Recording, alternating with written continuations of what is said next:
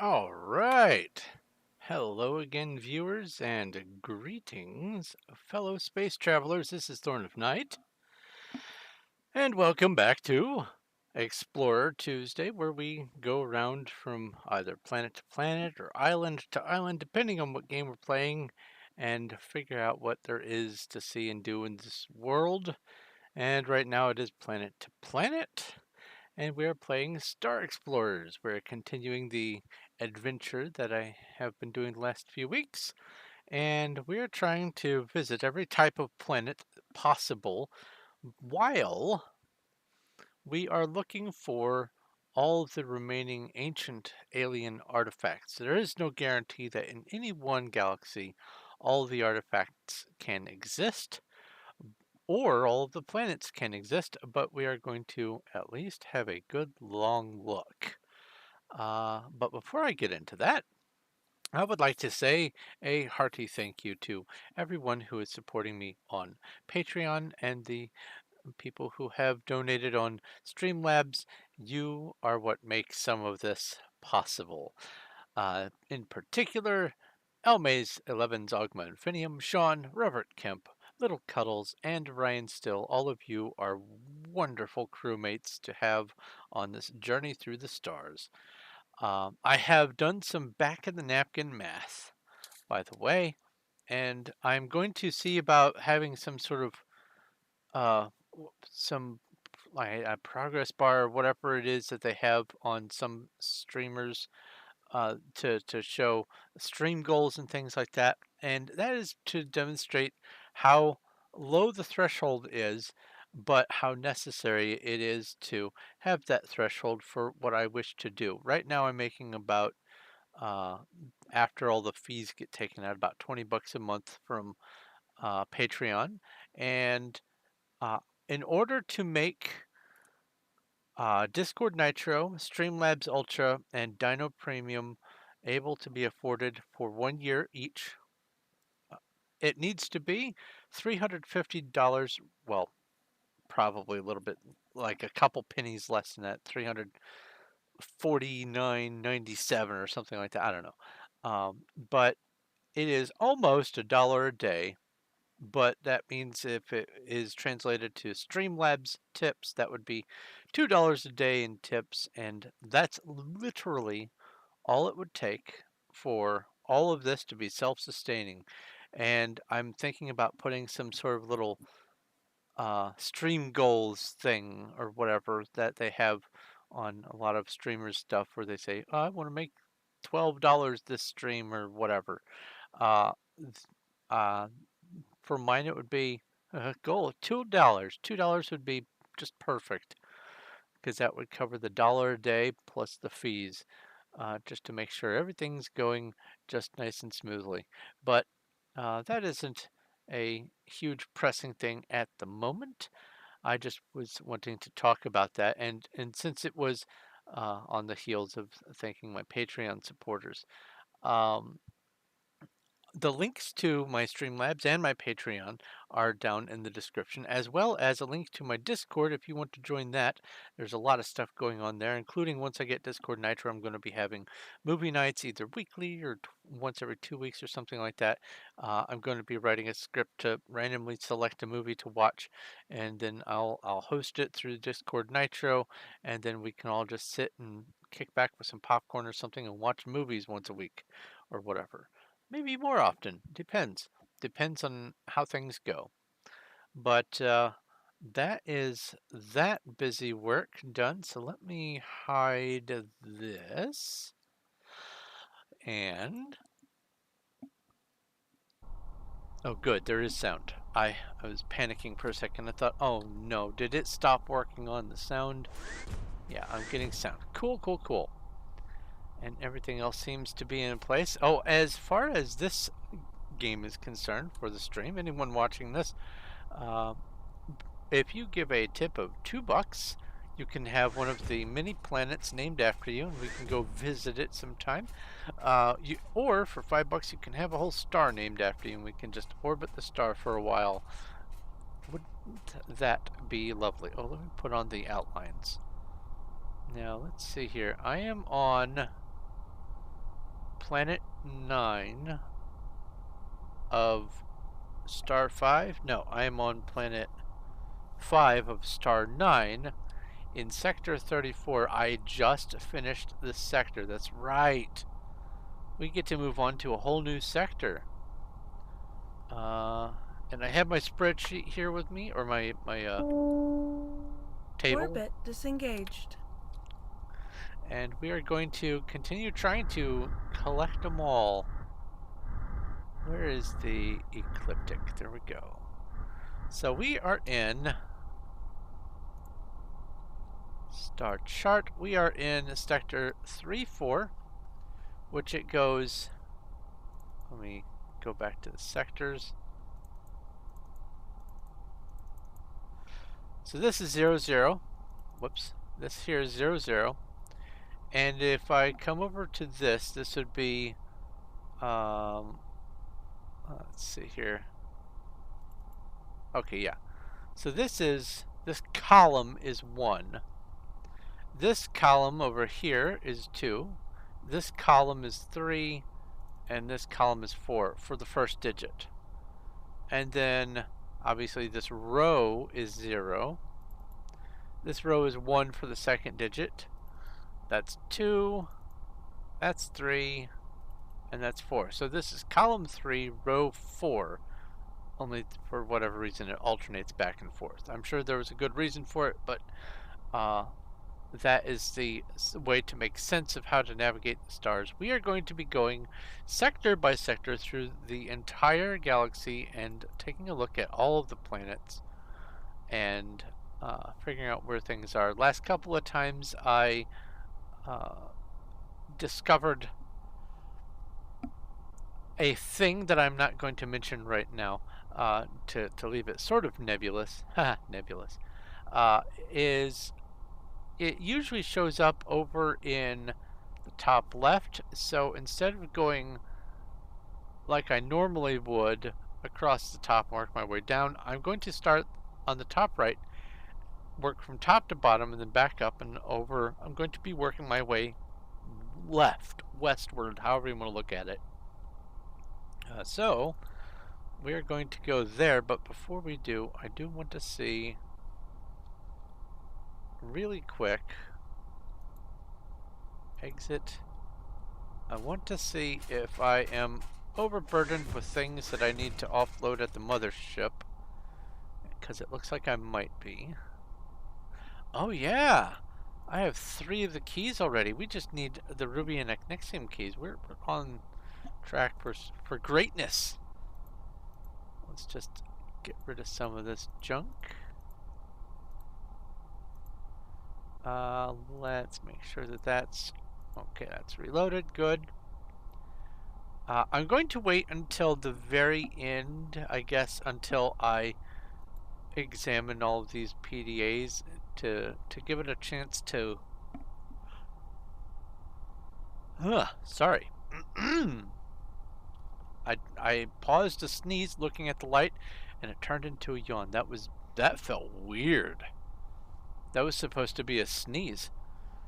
Anyway, these PDAs, I'm going to be putting them aside until I'm done with most of the exploration, so that this can be its own little seek and find adventure, and see if maybe by the time I'm done with this, maybe by then someone will have a planet named after them, and this will end up being on one of their planets. Who knows? So that's sort of the plan there. I'm not going to add any radiation resist, so I can actually just sell this. I don't necessarily need this per se. I could just sell it. Yeah. I think I will sell that. This is Sapphire Key. I don't need this anymore. Sonic Cannon. I don't really care. Acid Resist. I'm 100% on that. I don't need this anymore. Heat Resist. I don't need that anymore. Cold resist, I don't need this anymore. We have radiation resist, I'm just going to sell these. Deflective, might need those. Don't need this. Don't need air anymore. Don't really need the health kits. Don't need cold resist still. Oh my. Okay. Don't need that. Don't need that. Don't need that. Or that. Emerald key, made that. Don't need that anymore. Have the ancient oxygenator. Don't need that anymore. Ancient flex suit. Don't need that anymore. Health kit. Ancient oxygenator and health kit. So there's a whole bunch of stuff that I don't necessarily need anymore, and I could just offload it. And so that's exactly what I'm going to do. Let's get to the mothership, sell junk, and then continue our journey, hopping from star to star and planet to planet. Let's go M, find the mothership, stop that pan, right click, warp to mothership, and there we go. Warp engines engaged.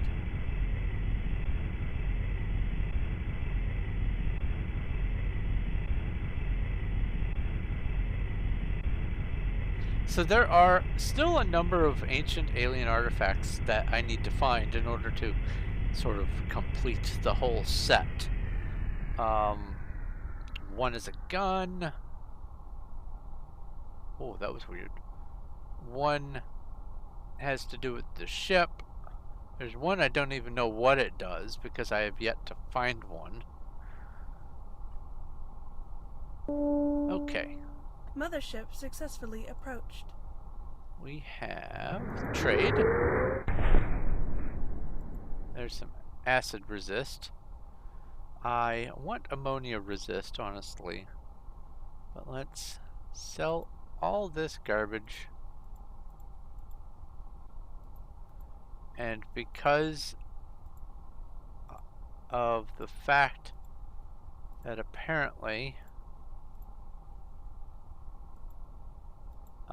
we are clicking on the map in the background, I can see it dancing around even though I'm not intending on clicking on the map in the background. Can I sell?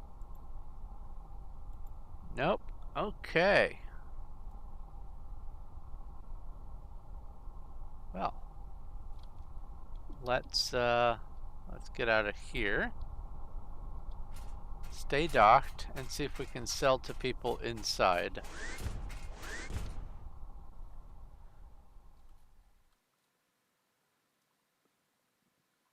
I probably should have done this off camera, done all the selling, gotten rid of all that junk. But I kind of want to keep all of the stuff that I do on this game on stream so that it can be reviewed later when/if something terribly borks up. You have 436. Sell, sell, sell, sell. Keep selling until you run out of money. No, no, no. Sell that. What? Oh, value 52, price 75. So the price is what I'm looking at. Alright. Trader cannot afford this item. Oh, 65, 69. Okay, got it. Let's keep going through the ship, finding more people. Oops. You have money? Of course you don't. These people should have money. I've given them plenty.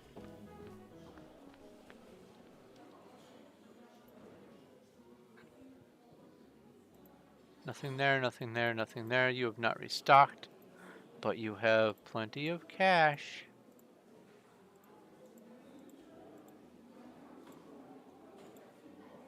And there. Anything on that? No, no, okay. let's see. Oops. Nothing there. Your empty spots do seem to have refilled, so that's nice. How much ammo do I have on here? Not a lot. As a matter of fact, ammo 0, loaded 0. So you know what? Let's just go ahead and buy you out of pistol ammo. Pistol? Loaded 12. Sure. I'll do that. Unload. Sell item. Now use this. And that should be... There, 40. And now I'll just reload the gun when I get onto a planet. And you have some invisible spots full of Echnexium. Echnexium there. Echnexium there. Yep. And no ammo. Awesome. Well, I have emptied out all the stuff I'm going to empty out. Let's get back out among the stars. We have a space to explore.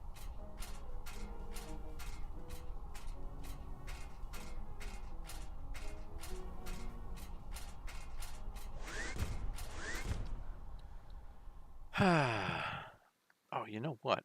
I should probably... I'll get up to here. Wait. I'll get up to here. Hello? Oh, well, let's undock, actually. Orbit disengaged. And... Here, let's back away from this.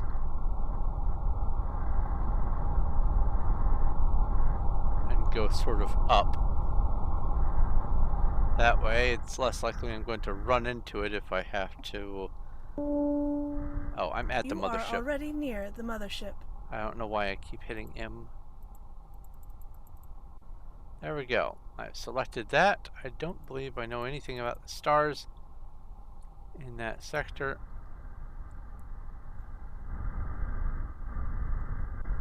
And that sector is right here. There's 1, 2, 3, 4, 5, 6, 7, 8, 9. There's 9 stars that I have yet to visit. Let's see here. We have a red dwarf with 4, brown dwarf with 6, neutron star with 1, red dwarf with 1, red giant with 8, red giant with 3, red dwarf with 2, red dwarf with 2, yeah, that's a different one, and a red dwarf with 3. Not a whole lot of planets in this one.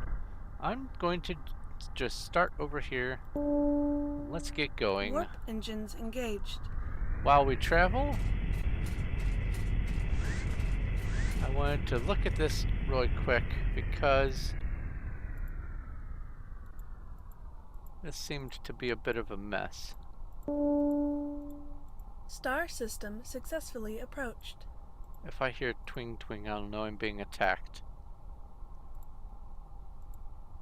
Let's take all this stuff and then place it back in storage so that it starts filling from the front of the storage out.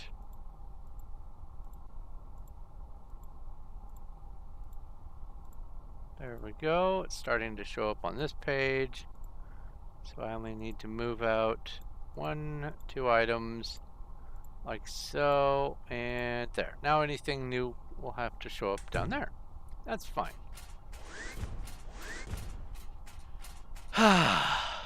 So what do we know about this? We are at a red dwarf. This is red dwarf. Oh, my pen. Oh no. This is still the same pen from last week, and I'm slowly running out of ink. I have more, but I won't use it until it's dead. This is Sector 32, or 3-2, I should say. Star 1 because it's the first one we visited. It looks like there are 4 planets, 1, 2, 3, and 4. And we'll do what we always do, start in the middle and work our way out. Planet 1 Solar engines engaged. is metamorphic. Carbon dioxide and frozen sulfuric acid.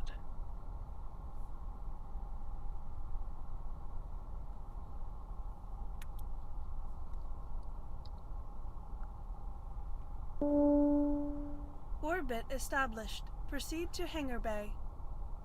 And it is, it's middle of the daytime, I'll rewind it. Or sleep forward by 3/4 of a day, however you want to look at that. I got no alert.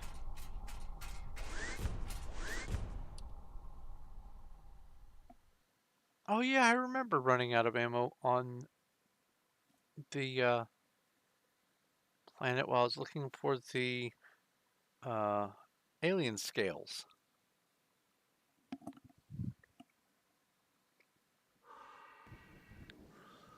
Okay, set the beacon. Reload. Reload that. And reload that. Yay! Probably won't need it. We're looking for caves. We're looking for ruins. We're looking for chests. Mostly we're looking for ruins, but rubies would also be nice. Because I don't believe we have enough to make a ruby key yet. And I want to make sure that that is under wraps.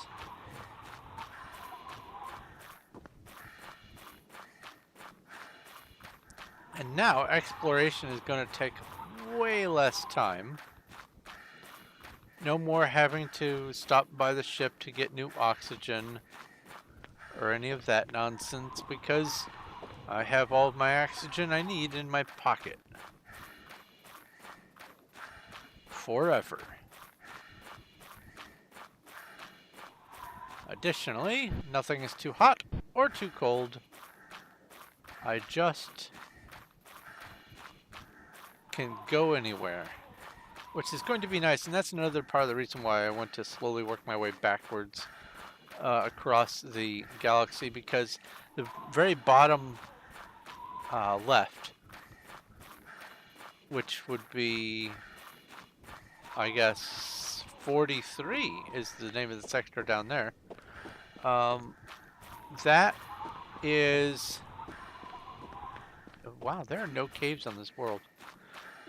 That is the starting point and the point where I could not visit all of the planets. I didn't even see a stray chest when I was running around.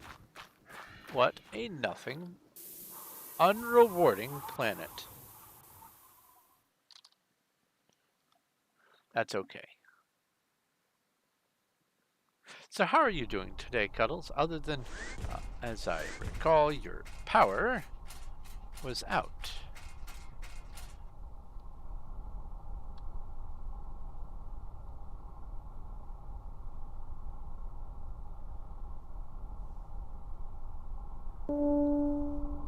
Orbit disengaged.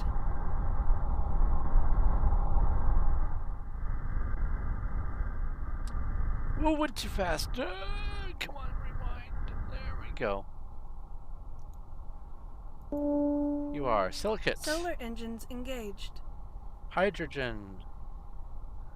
And more frozen sulfuric acid.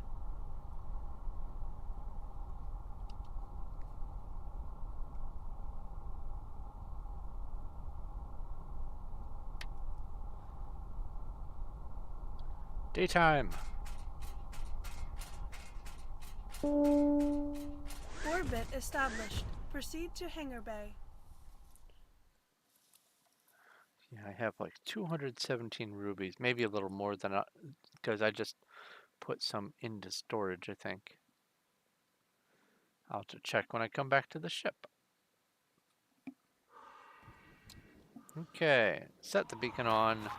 Let's go.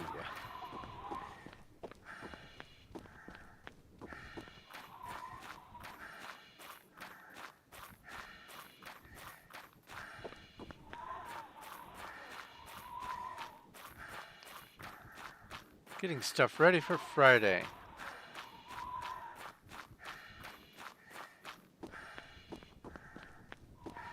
Getting stuff ready for Dead Frontier Friday, huh?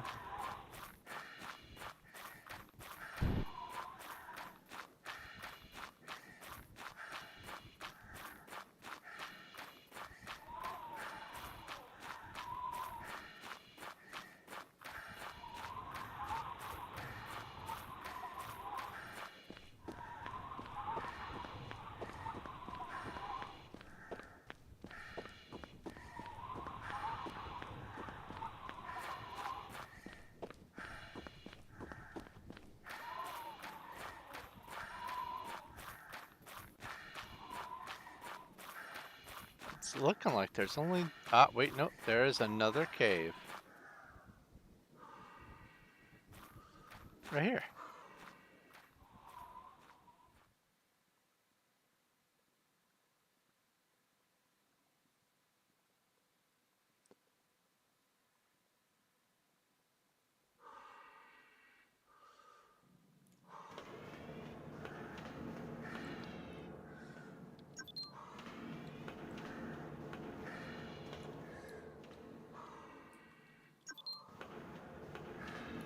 Nothing here. Oh. It is an Echnexium cave.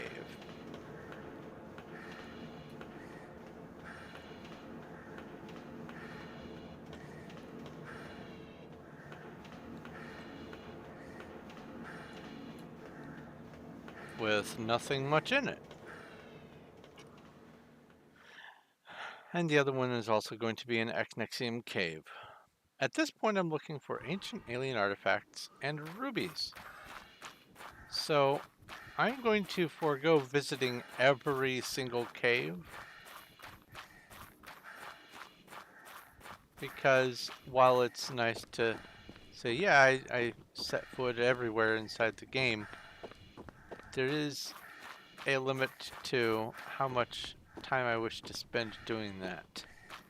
And if there's Echnexium in one cave on a planet, then that means all planetary caves are Echnexium.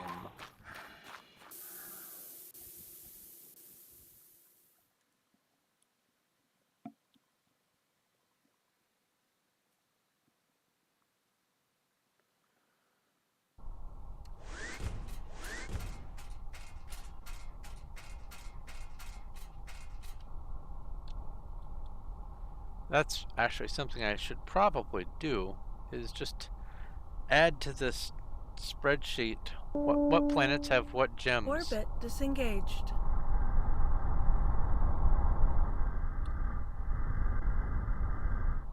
Caves don't regenerate, but it would be nice to maybe know.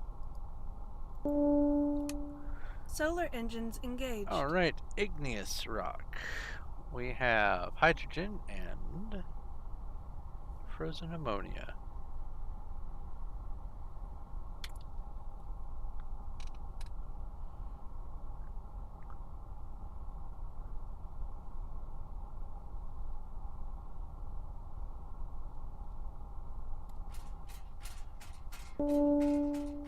Orbit established. Proceed to hangar bay. Thank you, nice lady voice.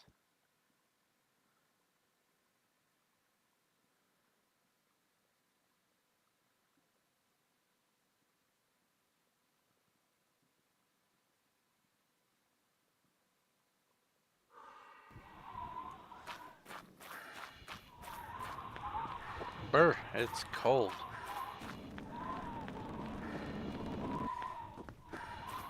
$37 Kelvin.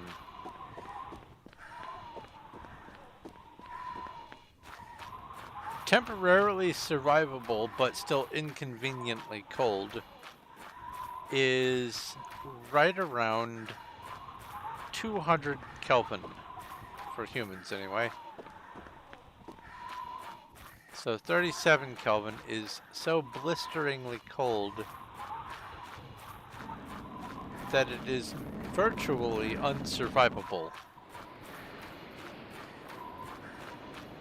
I, however, have an ancient alien magical suit.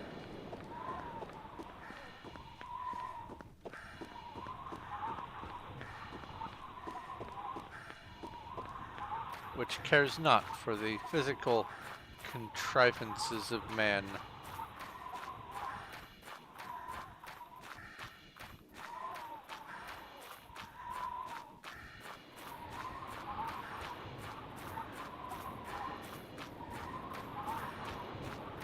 That is weird to see a volcano on a non-volcano planet. That's kind of cool. Weird, but cool.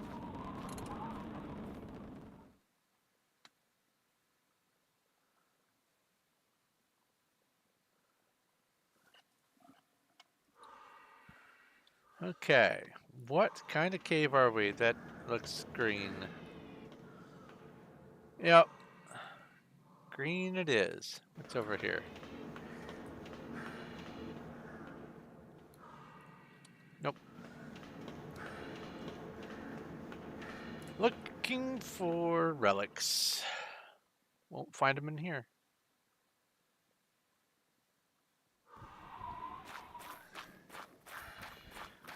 Return to the ship.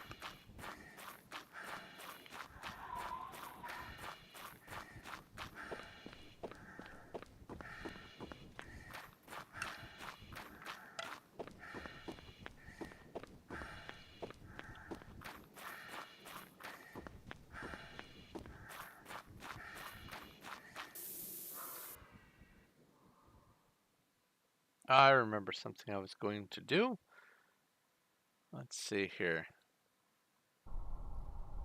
Let me grab a link here off of this.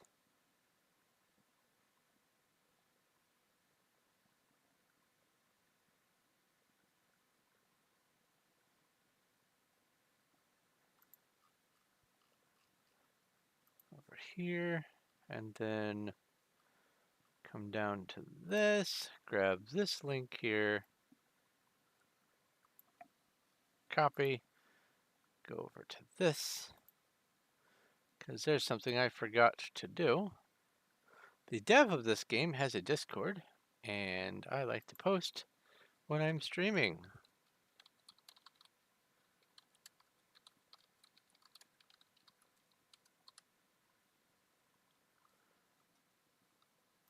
There we go. Minimize that, come over here, minimize this, bring this back up, and good to go. Excellent. That way, at least, people over there are aware. And who better to enjoy the game than the people who are on the Discord for the developer of the game? Orbit disengaged. Whee! Alright, let's look for that last planet. I found it! It's over here. Little bitty thing. Solar engines engaged. Regolith.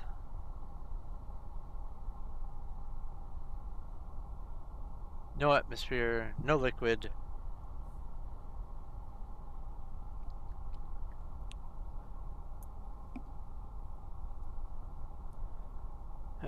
Well, best of luck on your Friday sojourn to the DMV. A lot of people attach a lot more frustration to it than it really deserves. It's just a line to get things done. Orbit established. Proceed to hangar bay. Usually the frustration comes from people not understanding why things have to be the way they are. Why do I have to fill out all these forms? Because if we didn't do that, then I could just say I'm Prince of Elbonia and I need diplomatic papers.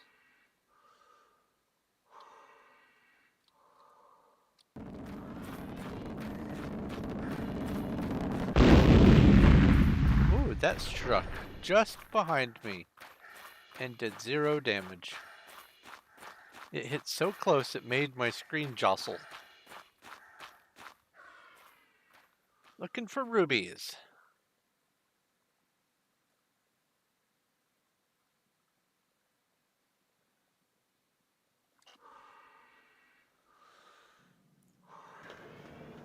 That's not ruby colored.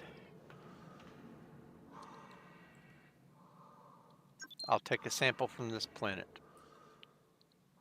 Let's go.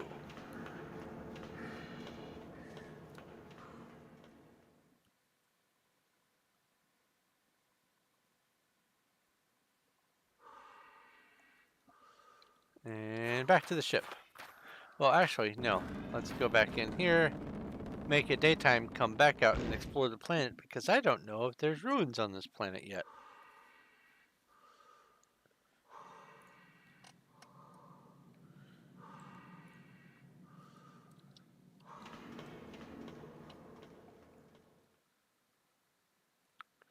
Oh, they should.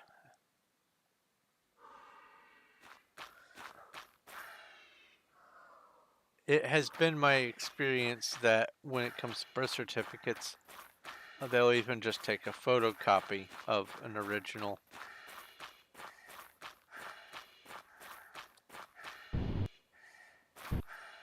Another cave over there. I don't see anything that resembles ruins.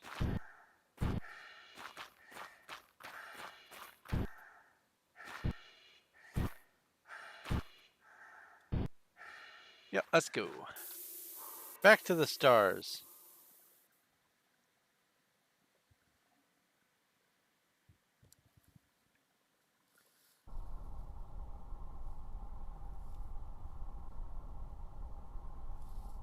Okay. New star, in fact.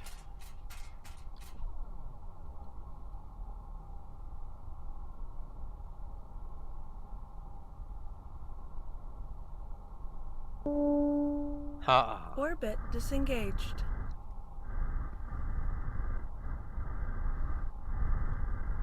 Oh, okay, it's over here. I see one.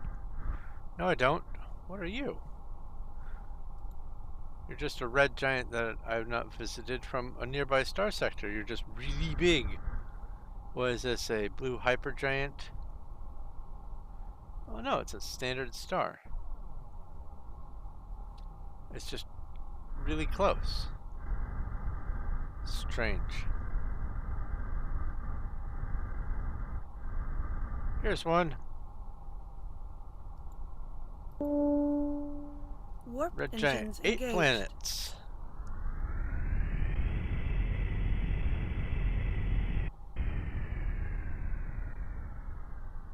Two, 3, 4, 5, Star system 6, successfully 7, approached. 8.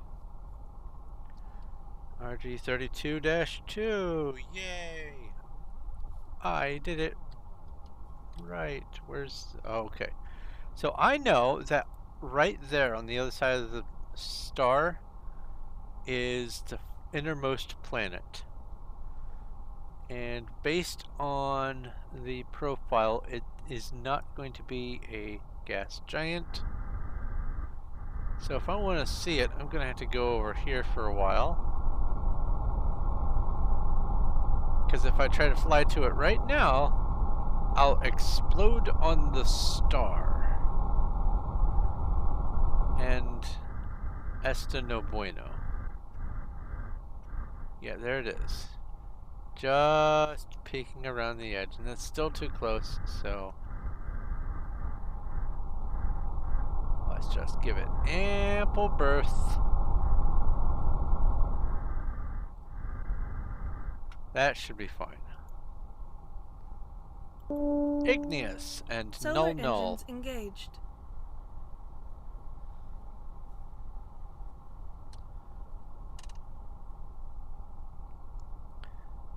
Shiny star.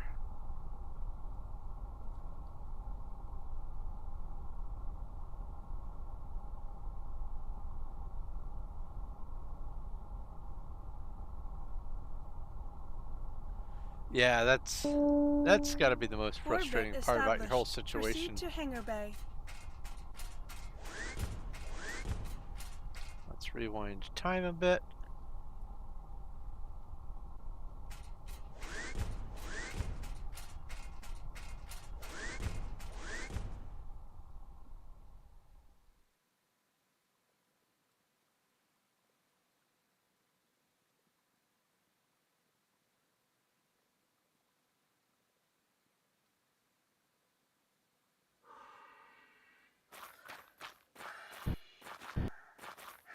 Normal or high gravity? I think it's normal.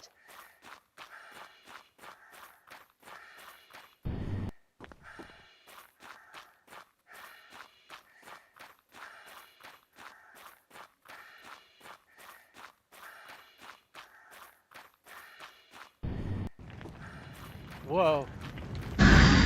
It's one of those things. By cracky.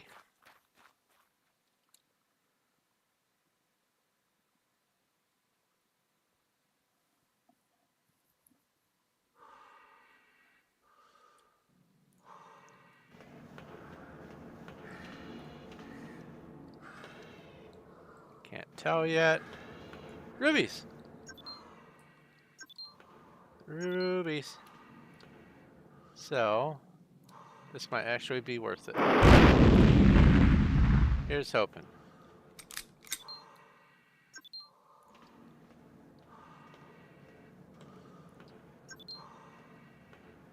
Yep, there's some rubies.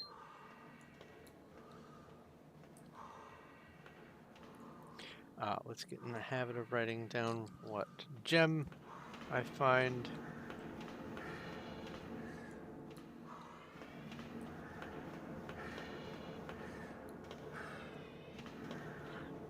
More science is better.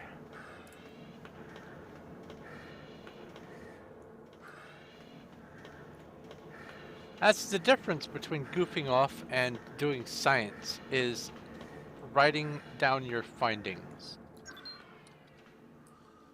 Honestly, that really is the main difference. You write down your findings.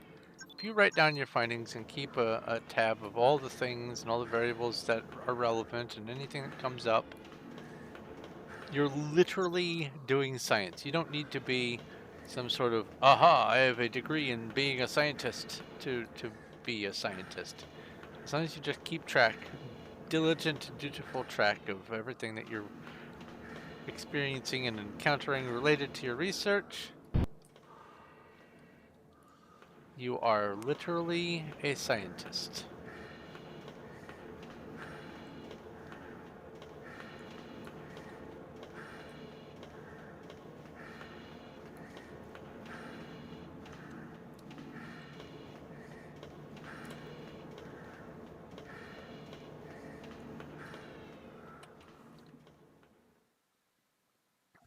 Okay, I believe I need to drink some more air.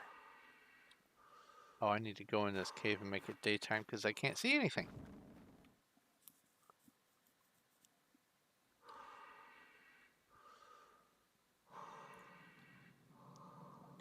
All right. Let's do this and use item. Oh look, I have air in my backpack.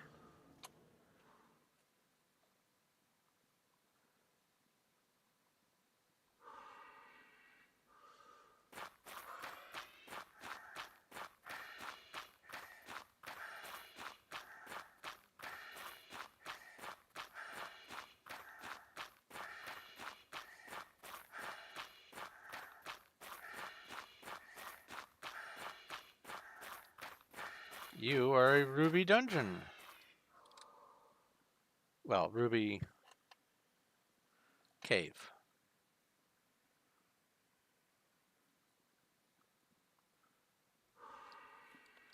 After this planet, I should have enough rubies to justify only focusing on my search for ruins, but we'll see.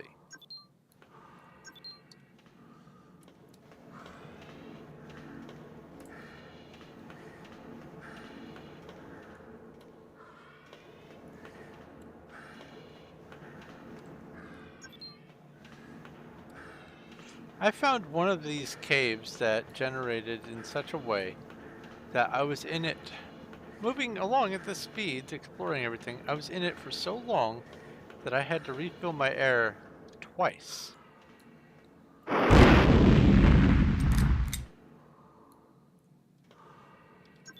It was a huge cave.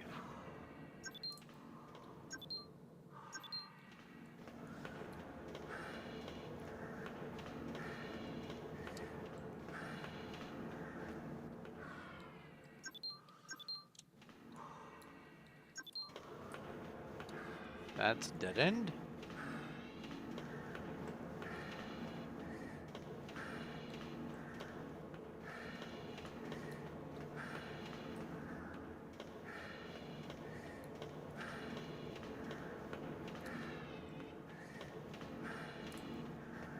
Oh, speaking of science, that's something I was meaning to do that I didn't. I was going to list the temperatures that certain things freeze to show how fantastical this universe is.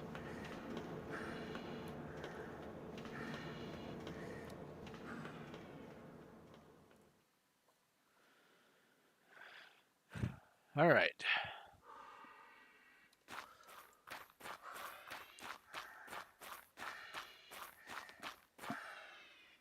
How many rubies is that? That was 173 plus the 200 some that I've got. I think I've got 200 something.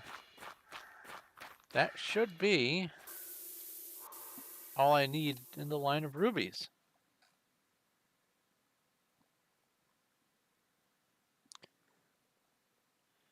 Now we just need to find a ruby dungeon with a ruby key. And that'll be that. Let's go ahead and check though. Place all. We have 390. That should be enough. That should be plenty enough. Let's just place all this junk.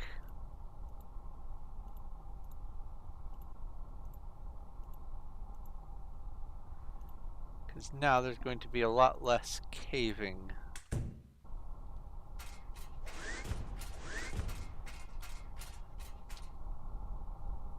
Alright, that was planet number 1. The word planet comes from planeta, Orbit disengaged. which means wanderer, because it was a star that wandered across the sky.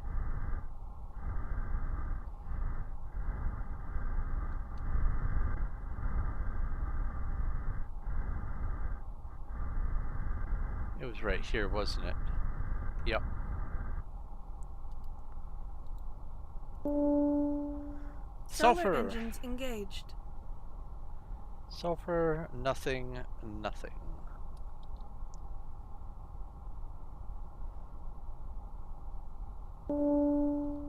Orbit established. Proceed to hangar bay.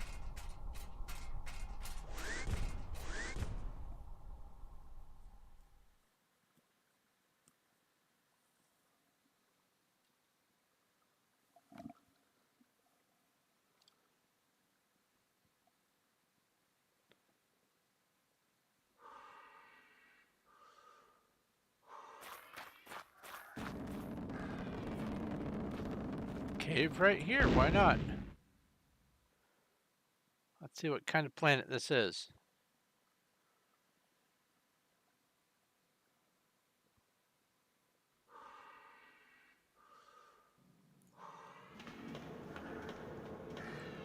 Emerald! We'll take a sample from this planet and go.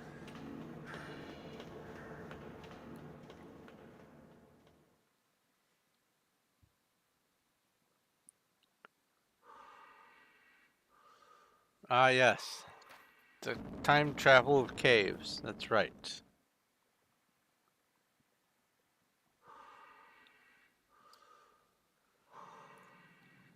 In and out, in and out.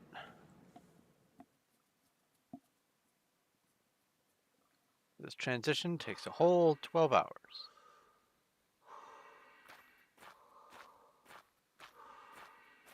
Okay. So this way, let's go.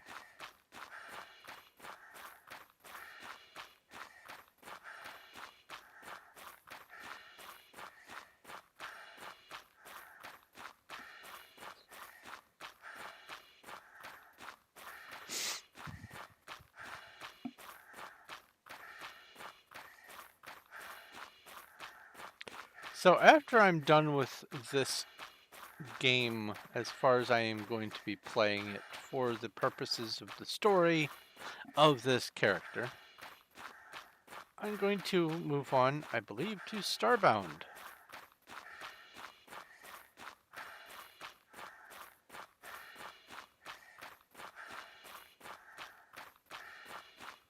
There's a lot of stuff to collect and observe on Starbound. Lots of samples to take of all the different kinds of worlds, things like that.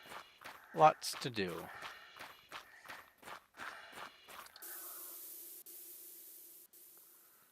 So what I'm thinking is go 3D, 2D, and then water. So obviously starting with the Star Explorers here, then going on to Starbound, then going on to either Salt or Raft or Stranded Deep, something like that. And then once that's done, going on to No Man's Sky, and then I can't remember the name of it. I have another 2D Space Explorer game. I can't remember what it's called. And then from there, do another water game and so on and so forth. That way, I'm rotating through what kinds of games I'm doing for Explorer Tuesday. Just a thought.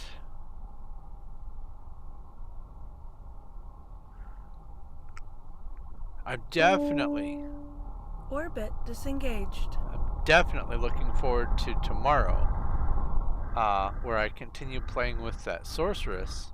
For whatever Wednesday, I'm going to be continuing my pacifist run with the sorceress this Solar time. engines engaged. Metamorphic rock, carbon dioxide, frozen sulfuric acid.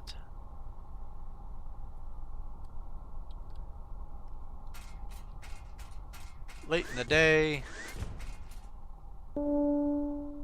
Orbit established. Proceed to hangar bay.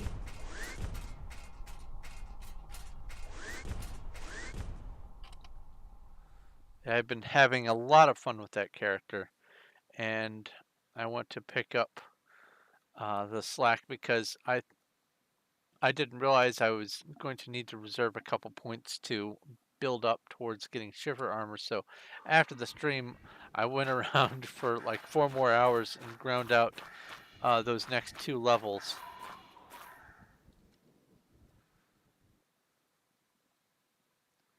So that I could just have shiver armor and just move on from there. Because that's what all that work was towards, and I should have just reserved a couple points for it. But that's okay. We have... That's green, right? That's emeralds? Yeah, that's emeralds. Emeralds! This rock has emeralds.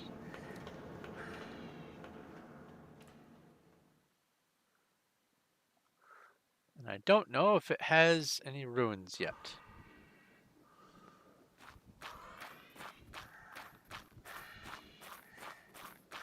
I'm not seeing anything that looks rectangular or particularly like a ruin.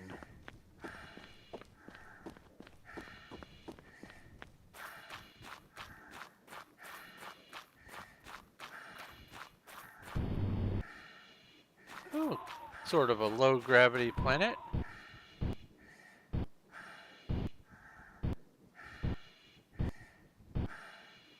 Bunny hopping through the air.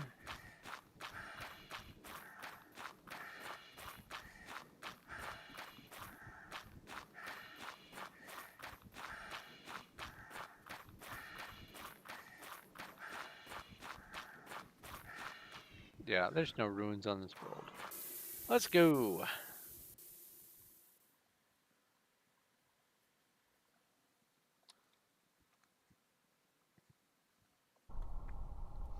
We've got all the rest of space to explore.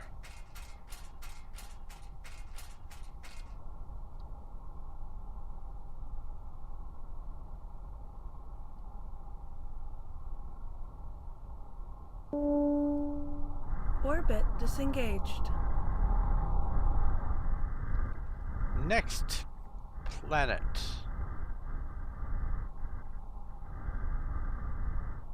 is right here.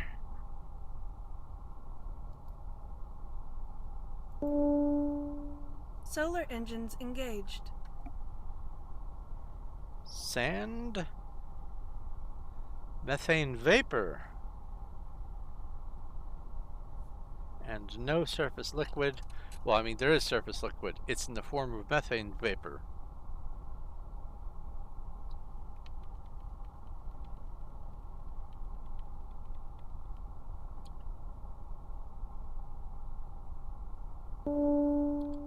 Orbit established. Proceed to hangar bay.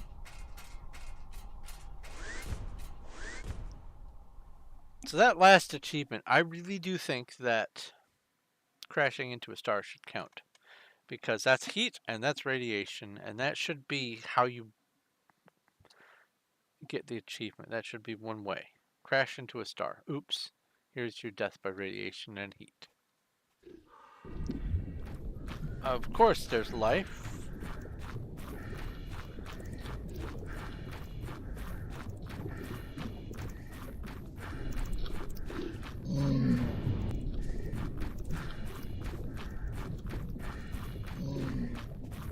I know, you're after me. Hey, at least it's not raining this time. Usually these methane vapor planets are just constant rainstorms. Now it just sounds like we're swimming.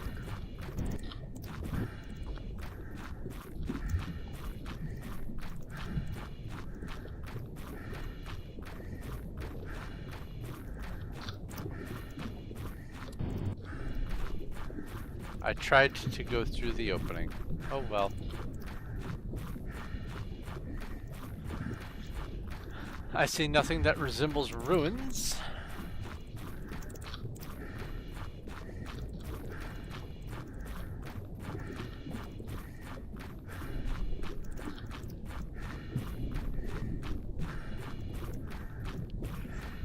That's something I have never encountered on the vapor planets. I've never encountered a tornado. Interesting.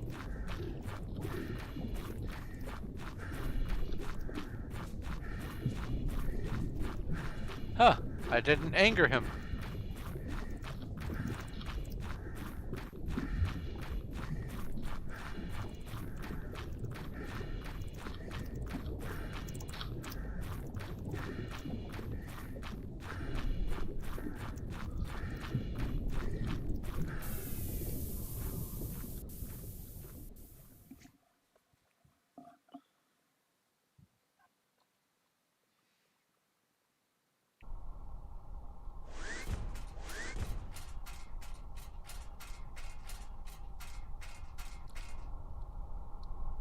Next planet.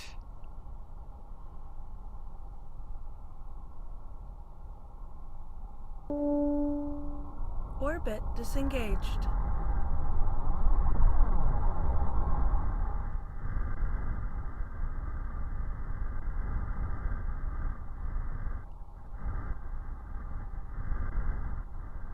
That's the third one in. That's the second one in. Hey, there we go. Oh, you're a gas giant. Well, I will scan it. Gas giant, GG, GG, hydrogen, and nothing. So now I go back. I think this one's also a gas giant. It is. Gas giant, carbon dioxide, nothing.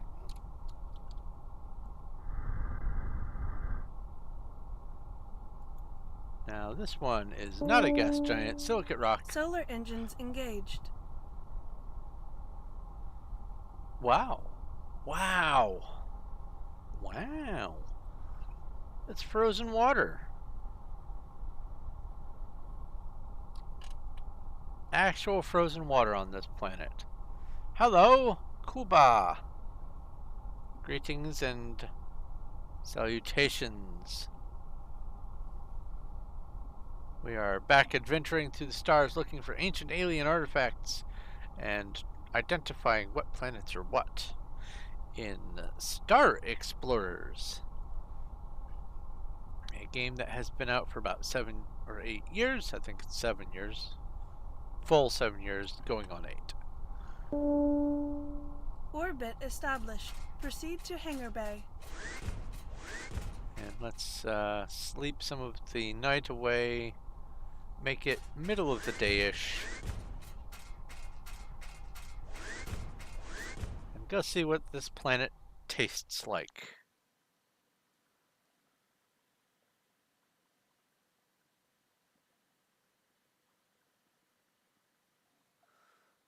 That planet that had the life on it didn't have any caves, I realized.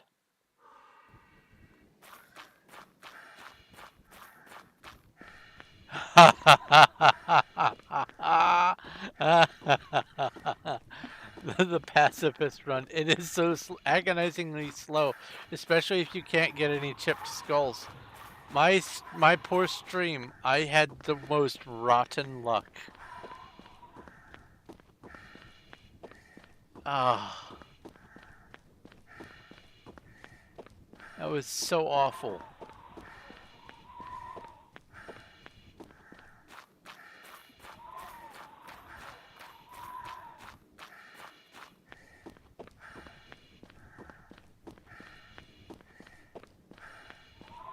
So this is frozen water.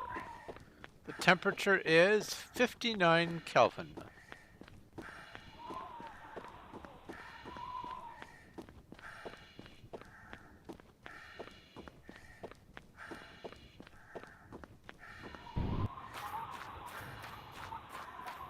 I am seeing no caves. I'm seeing no ruins, nothing at all, which indicates anything of interest. I'm going to call this planet sterile.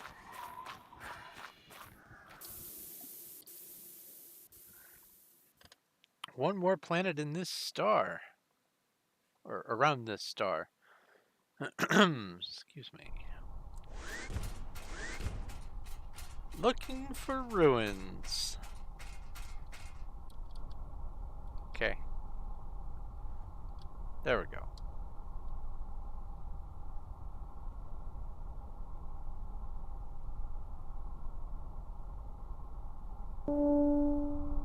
Orbit disengaged.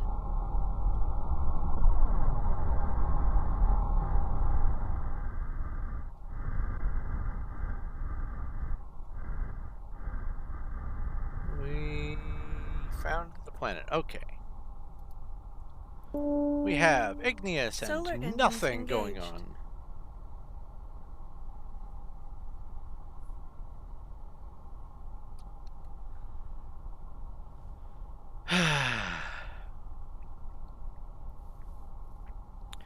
About half of the planets are no atmosphere, no liquid.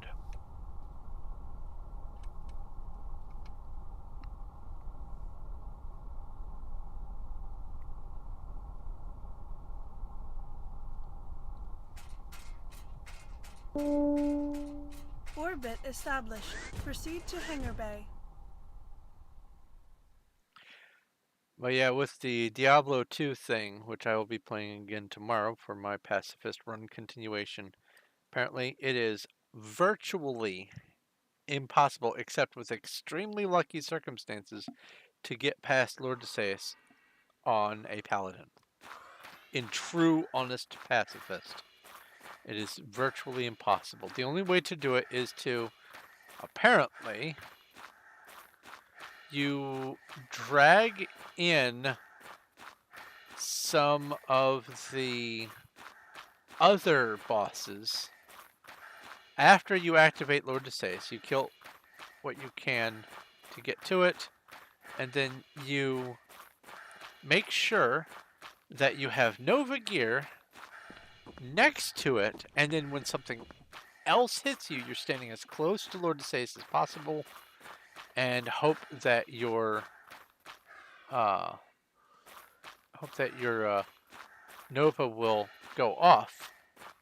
And if it does, then you hope that it does enough damage fast enough to keep him from healing, because he also heals himself if he is not constantly being attacked.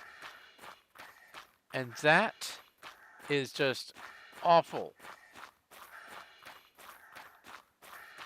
So instead, I am trying a sorceress because the Shiver armor is retaliatory, and I believe it retaliates against some of the curses that Lord Desaeus kicks out. And that is the only hope that I have. Uh, I I am certain that a run is possible. Uh-oh. There it is. There's the event. The database has been corrupted. I'm going to make a note right here.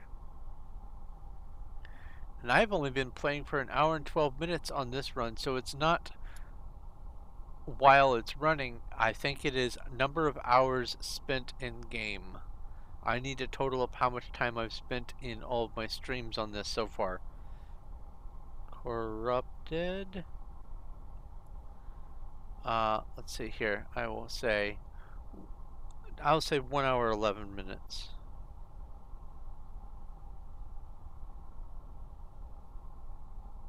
Just to be on the safe side.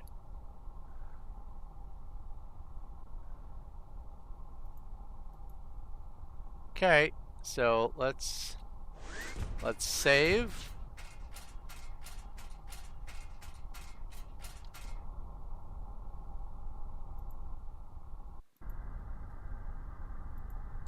Let's go back to the main menu and relaunch the game.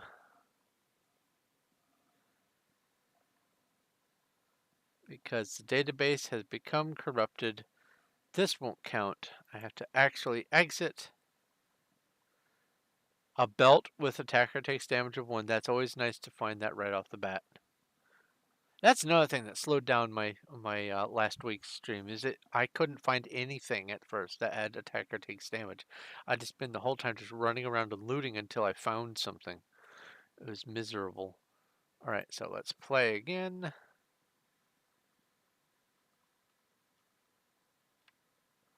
After 5 minutes, you can go kill monsters. For me, it was like 2 hours. Oh, that RNG though. All right, let's load a new game, or load an old game, I should say.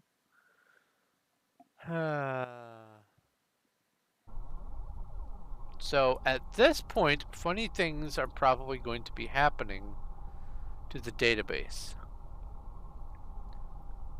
And what I mean by that is this planet name, and whether a planet is in the database or not. Oh yeah, I buying it, yeah, that's the best way to do it. I had to keep checking, and it just never showed up. Pure dumb luck. Alright, warp to star. This is going to be Red Dwarf. I'm going to predict that this is RD32-3.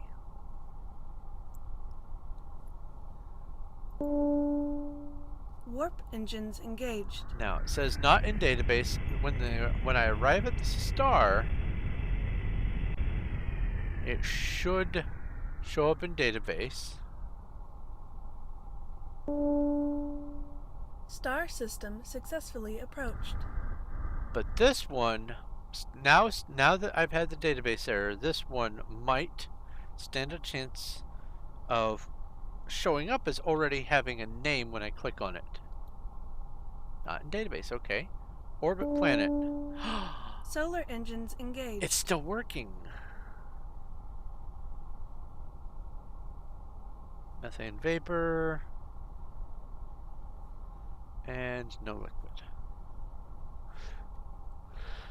That database error thing is one of the issues that has plagued this game since day one, apparently, and for different reasons and in different ways, and it seems to just be inconsistent. Orbit established. Proceed to Hangar Bay. So when it happens, it is important to try to identify what might have caused it, which is another reason why I've been taking all of these copious notes and streaming every moment that I've been in the game, because I want to have enough data to throw at the dev and say, here is everything that I can show as to why it derped.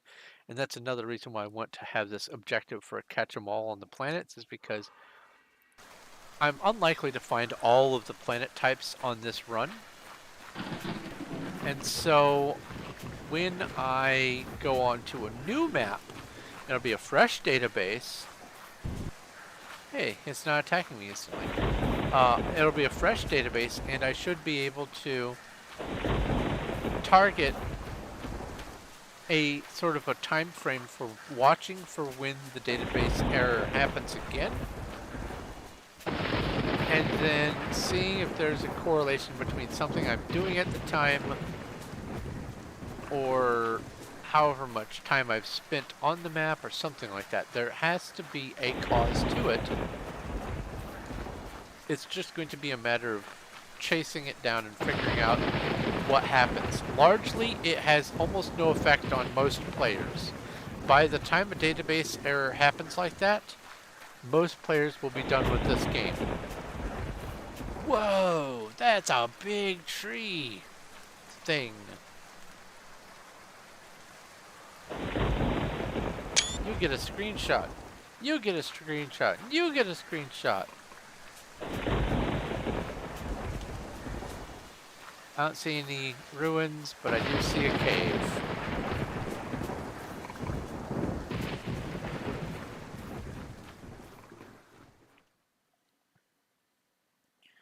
I will say life. There's life on this planet. It's life, Jim, but not as you know it. Excuse me.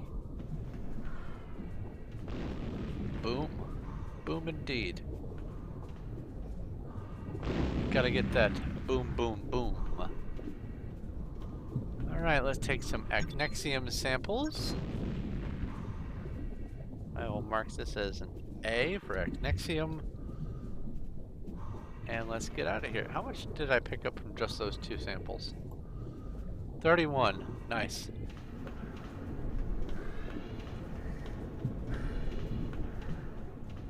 I also want to keep track of what plants have Acnexium in the off chance that that artifact that I'm thinking about never shows up.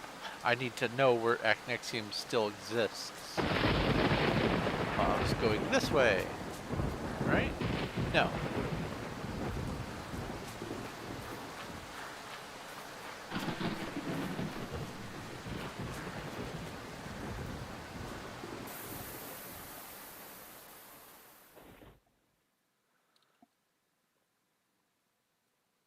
So, playing this game dual purpose. Stream game I enjoy. Triple purpose, actually. Stream game I enjoy. Do some science, because I enjoy doing science, even if it's arbitrarily meaningless because it's just a video game. Arbitrarily meaningless is in quotes there. Orbit disengaged. Because it's meaningful for me, and that is all that really matters. But also, I am gathering data for the dev because it's nice when I can help improve the quality of something I enjoy. Solar engines engaged. So metamorphic rock, we have hydrogen and frozen mercury. Planetary temperatures are tolerable for my suit anyway. Orbit established. Proceed to Hangar Bay. Level 2. You're 10 minutes in and you're already level 2. Look at you go, bud.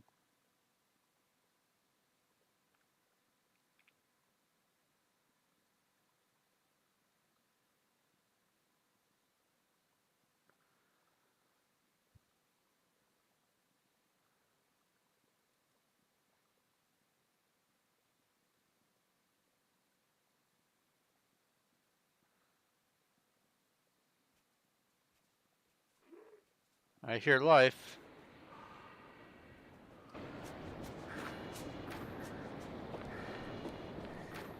Frozen mercury, hydrogen air. Life is weird. That is some strange life. He doesn't like me. He doesn't like me.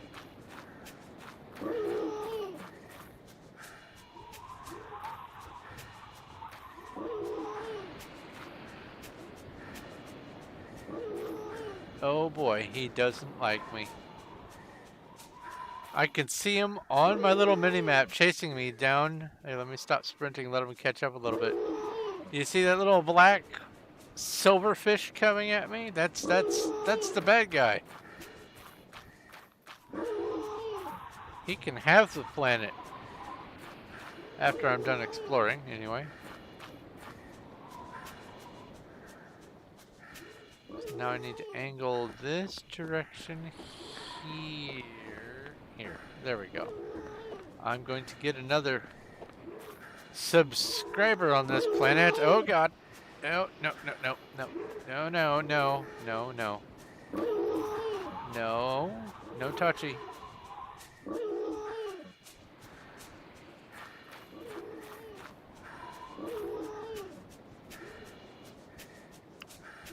Yeah, that's something I didn't have at first either, is a good buckler. I found a buckler with a slot, but I couldn't put any chip skulls in it, and it took me forever to find a buckler that had attacker takes damage, so it was just a waiting game, basically. 2 hours and I think 10 minutes or something like that until I got my first chip skull. And then I could finally start playing the game. It was great. It's a fun experience. He wants to lick me, yeah. Yeah, those spines Orbit everywhere. disengaged.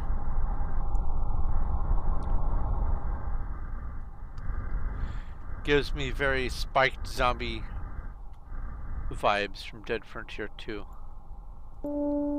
Sulfur. Solar engines engaged. Oxygen. And frozen ammonia. Breathable oxygen air. Ooh, an asteroid. Bye, asteroid.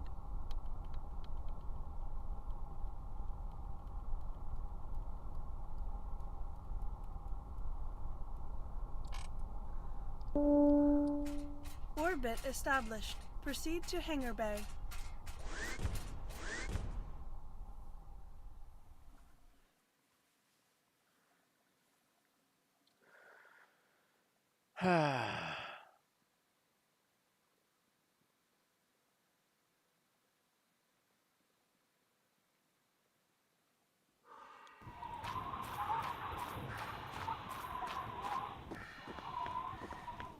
Frozen ammonia.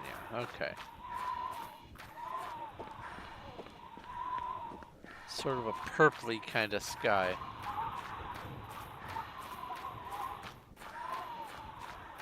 So I'm definitely thinking that the sky color on these planets is absolutely a random chance. There is no consistency between any of the planet or atmosphere types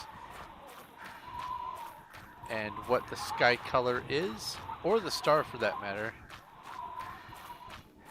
There's the star right there.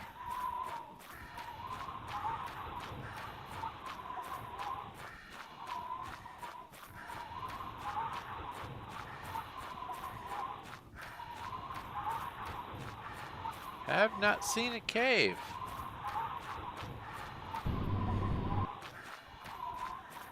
High gravity. Oh, there's a cave. What kind of planet are we? What kind of gem? Haven't been in a cave in a while. Wait, no. The first planet in the system was Echnexium. Alright, we have sapphire, it looks like. 11 of it. Alright, we've taken a gem sample from the planet.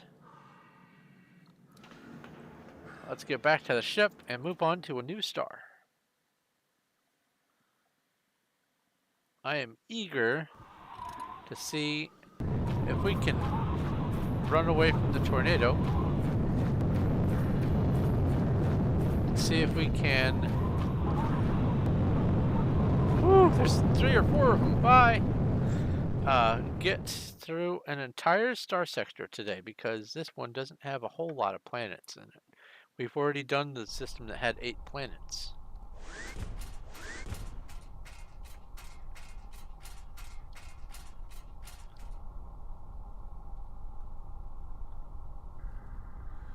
If I can keep this up, then maybe we'll be able to do about a sector a week, which Orbit means disengaged. half a year. Whole galaxy. Warp to star Red Dwarf. Warp engines engaged. 32-4. Star system successfully approached. 2 planets.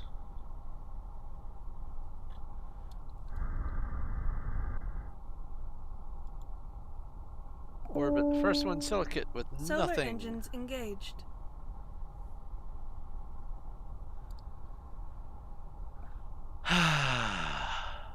Very cold planet. I need to refuel.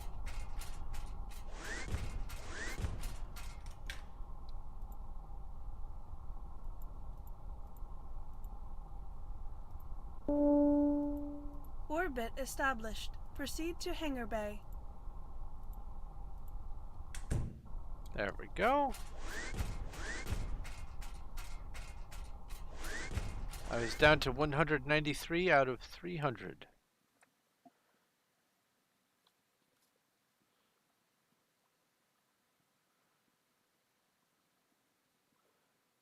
And now that most of these remaining stars only have a couple planets, I'm going to be hopping around pretty shortly after arriving, so I'll need fuel.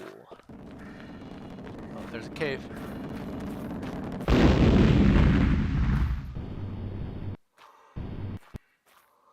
I see nothing that looks like ruins.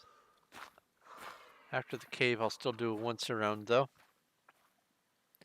Can't hurt. So a week after tomorrow, I'll be heading out of state early in the morning. I hope to have maybe a video to upload to stem the tide of not having streams. Maybe I'll do one of my Minecraft ASMRs and preset that. Maybe I'll record a new channel intro video, put that up.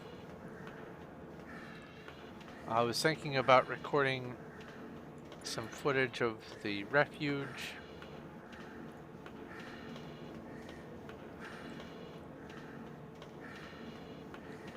There were no gems. There were no gems in this one. A gemless world.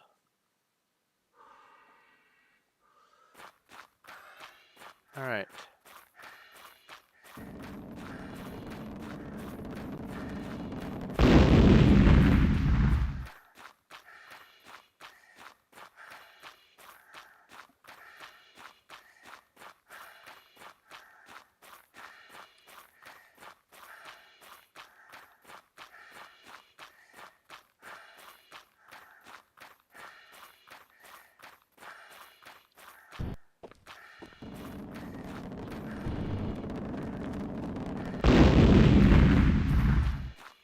So loud and important sounding. Okay.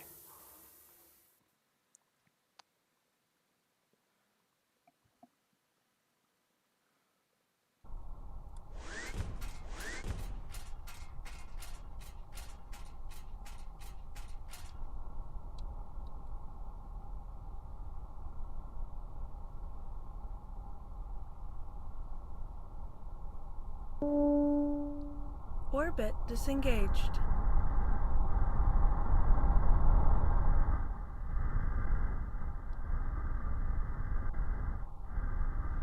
Now, on the category of Diablo 2, long time ago, I Solar engines considered getting engaged. into the speedrunning community, doing complete glitchless speedrun from new character to beating hell difficulty. Not the ultra, just hell. And I found that, as far as I'm concerned, for me, the easiest to do Orbit something like that established. with Proceed to Hangar Bay. is the druid, because of the diversity of attack elements.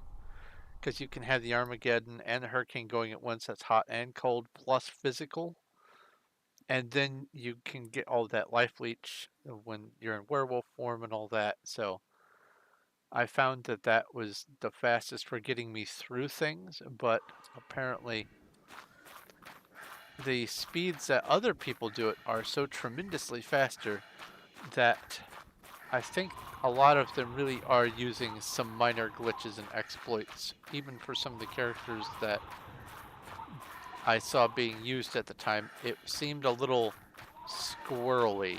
And this was before people were able to reliably do screen recordings of their games. It was just taking it for granted that they weren't lying and that their recorded inputs were actually what was going on. But I'm sure that I would be an average player. And so where I showed up on the boards made perfect sense to me, but some of those numbers were just outrageously fast.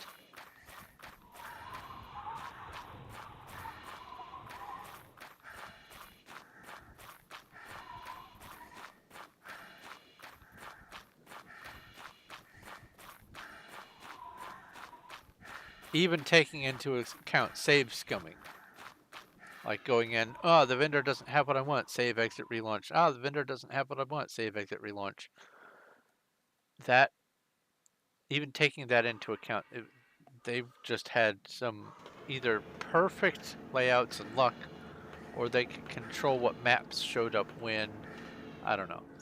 Emerald sample.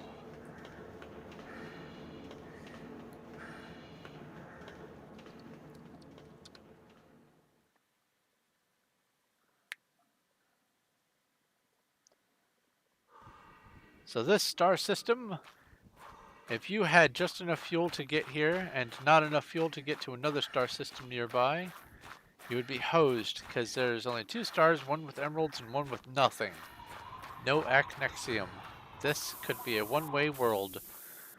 This sort of planet, or this sort of star, could be a run ender.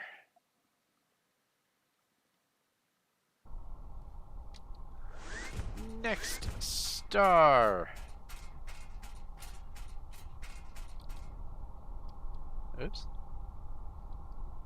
Yes. Let's go. Well, there's one over there too. Okay. Orbit disengaged. This one has 6 planets. It's a brown dwarf. Warp engines engaged.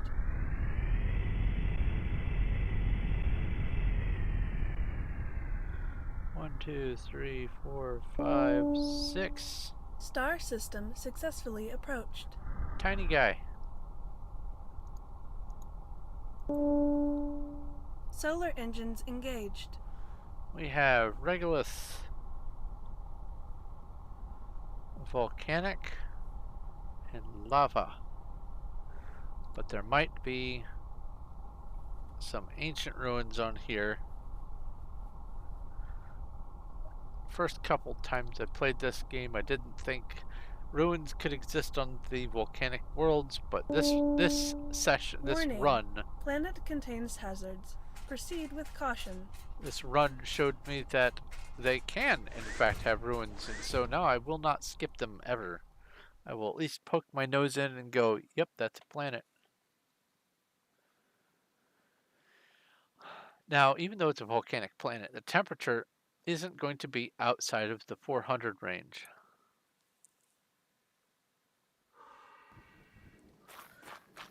Yeah, temperature is 271. And look what I can do. It's just warm water. So let's do this. Lava cave.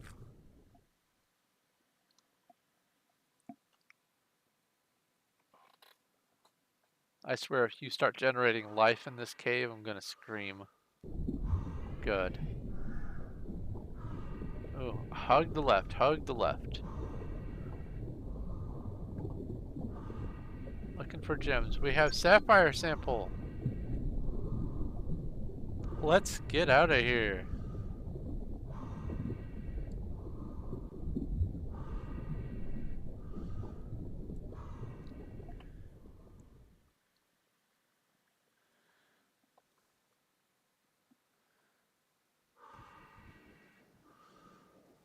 Oh, it's like, what is going on? Oh, I'm under the lava, of course.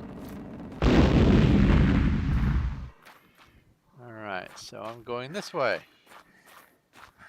Looking for anything that resembles rectangular ruins. Probably should have gone back in the cave and hopped back out to make it daytime, but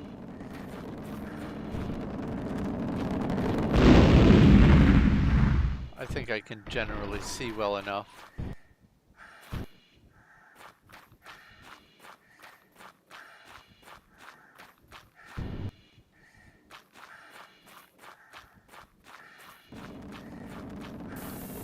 Alright, let's get off of this planet onto the next one.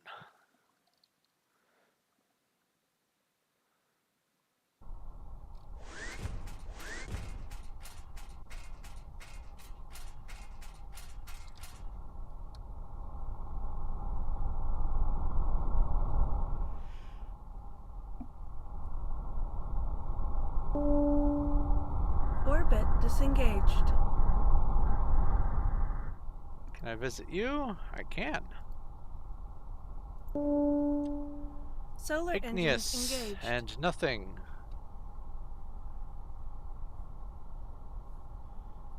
Nothing.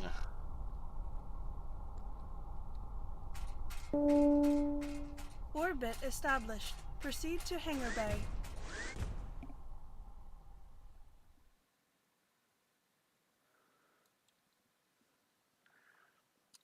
We've actually made some considerable progress considering it's only about an hour and a half into the stream.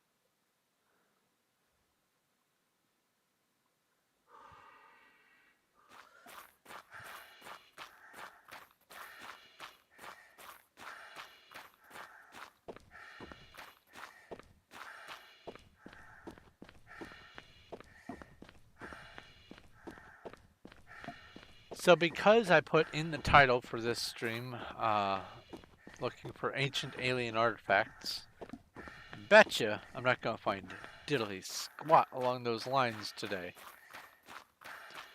Just because I was searching for it.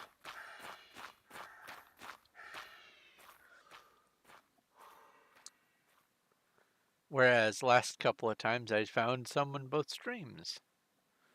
Couldn't immediately craft a flex suit, but found one. We have rubies.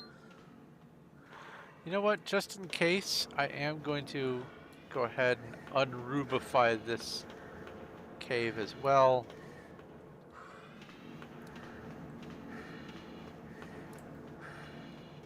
Because 390 is nice, but it's right on the margin of it might cost more than 390. Oh, I almost got stuck.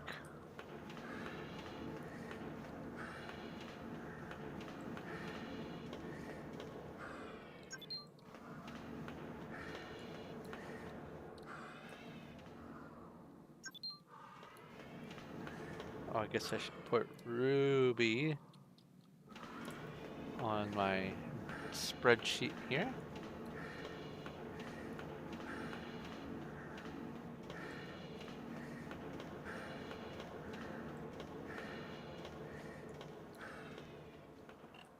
That should be enough rubies. As long as it's about, I don't know, 20, 25 rubies that I just got from that, I should be good.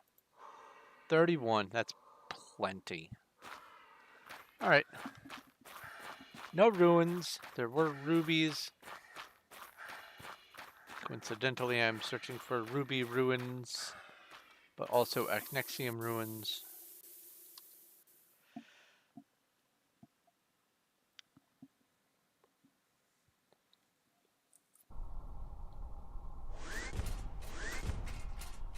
So, as a little munchy snack, I have gotten myself some Black Forest Juicy Burst mixed fruit Orbit gummy candy disengaged. thingies. They are quite delicious, but I realized that in the same purchase, I got Black Forest gummies and a Black Forest ham. They are two different designations of Black Forest, Solar engines engaged. and I didn't recognize it until after I was unpacking everything, and I thought it was hilarious.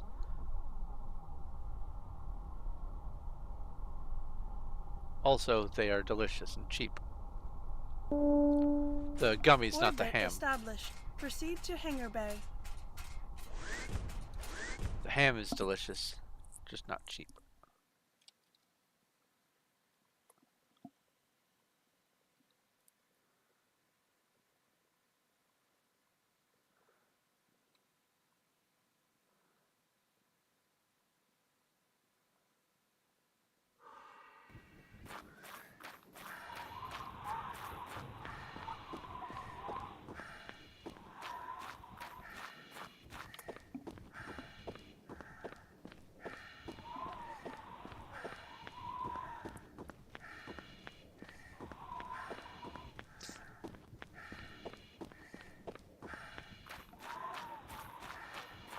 Looking like a dead rock. I haven't seen a surface chest in a while. Oh, crashed UFO. I am a robot. I am a robot. I am a robot. Intruder alert.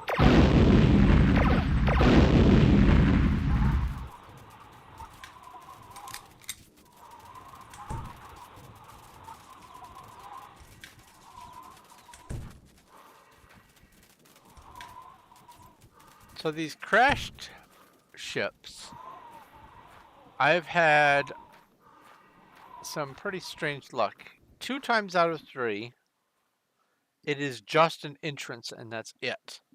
There is no ship to explore. This is 1 time out of 3.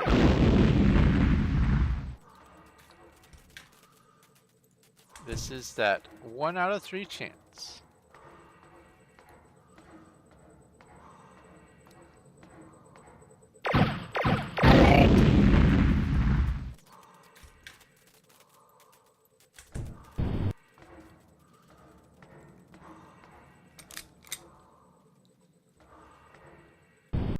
Will they attack me? No. Do they want to? I'm sure they do.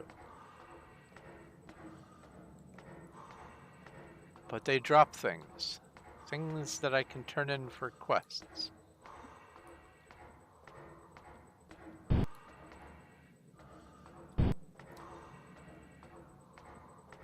Both on the mothership and elsewhere.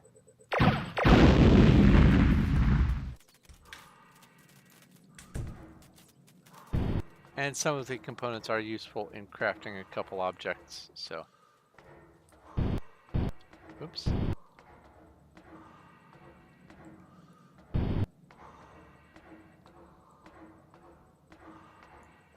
I am in hopes that I will find ammonia resist, so I can have resistance to everything except radiation.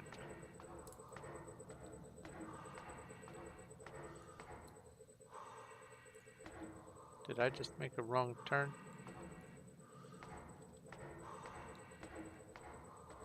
I don't think so. Even if I did, as long as I hang left, I'll eventually work my way back.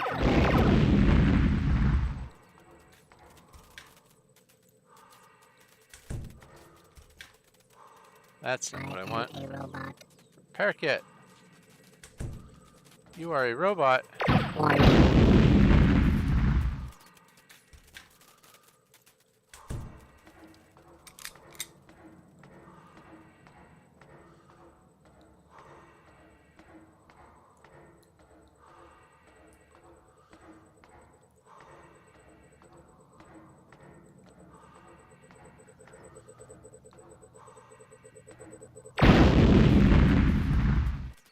Unlike the ships in space, these crashed ships have no interior lighting active.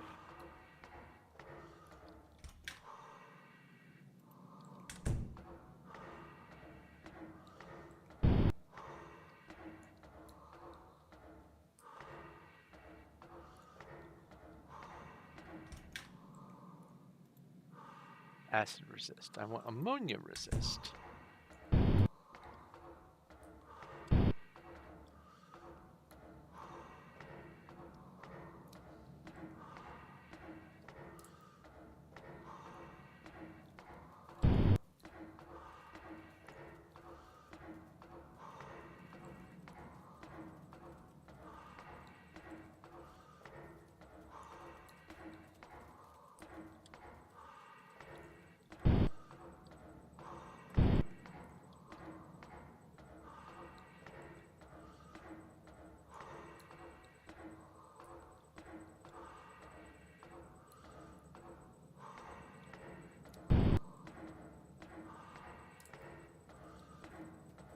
So, this game, with its uncomplicated design and the way everything works and all that, to me has the same feel of one of my other favorite games called Intruder alert. Far Sky, which is not to be confused with No Man's Sky. It is something completely different. It is like Subnautica, only it's got this sort of vibe to it. It is a much less complex game, and it's quite fun to play, and I do eventually intend on playing it as one of the games that I stream. Let's see here. What is my deflection? Deflection 42. I think deflection only goes up to 50. I think that's what I determined. So that should put me at deflection 45. Yeah.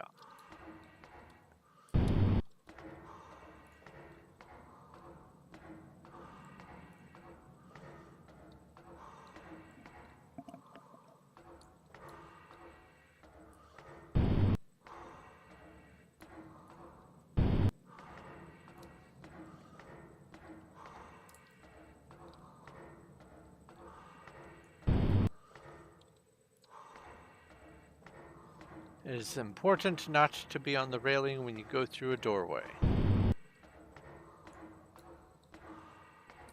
Oh. And I was almost on that railing when I went through the doorway. Because of course. Mercury resist and air tank. No thank you. No thank you.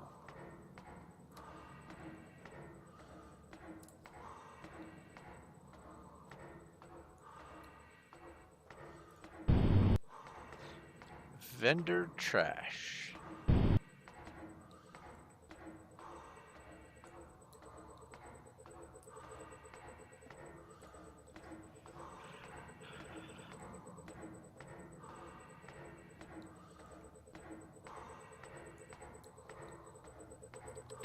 alert.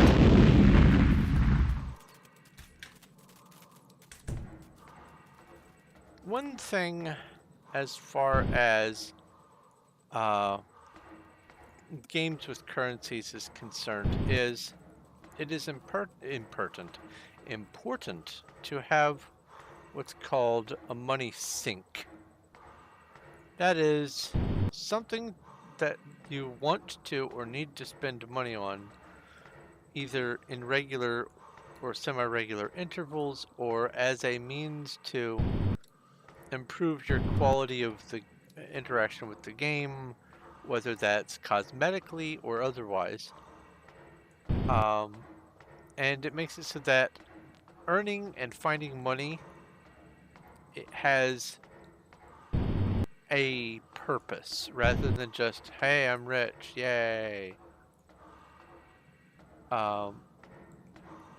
And striking a balance for that is difficult because you have to think of what kind of audience is going to be playing the game that you want and what sorts of things that they would like. But it turns out people are very, I'm the center of my own story, almost universally. And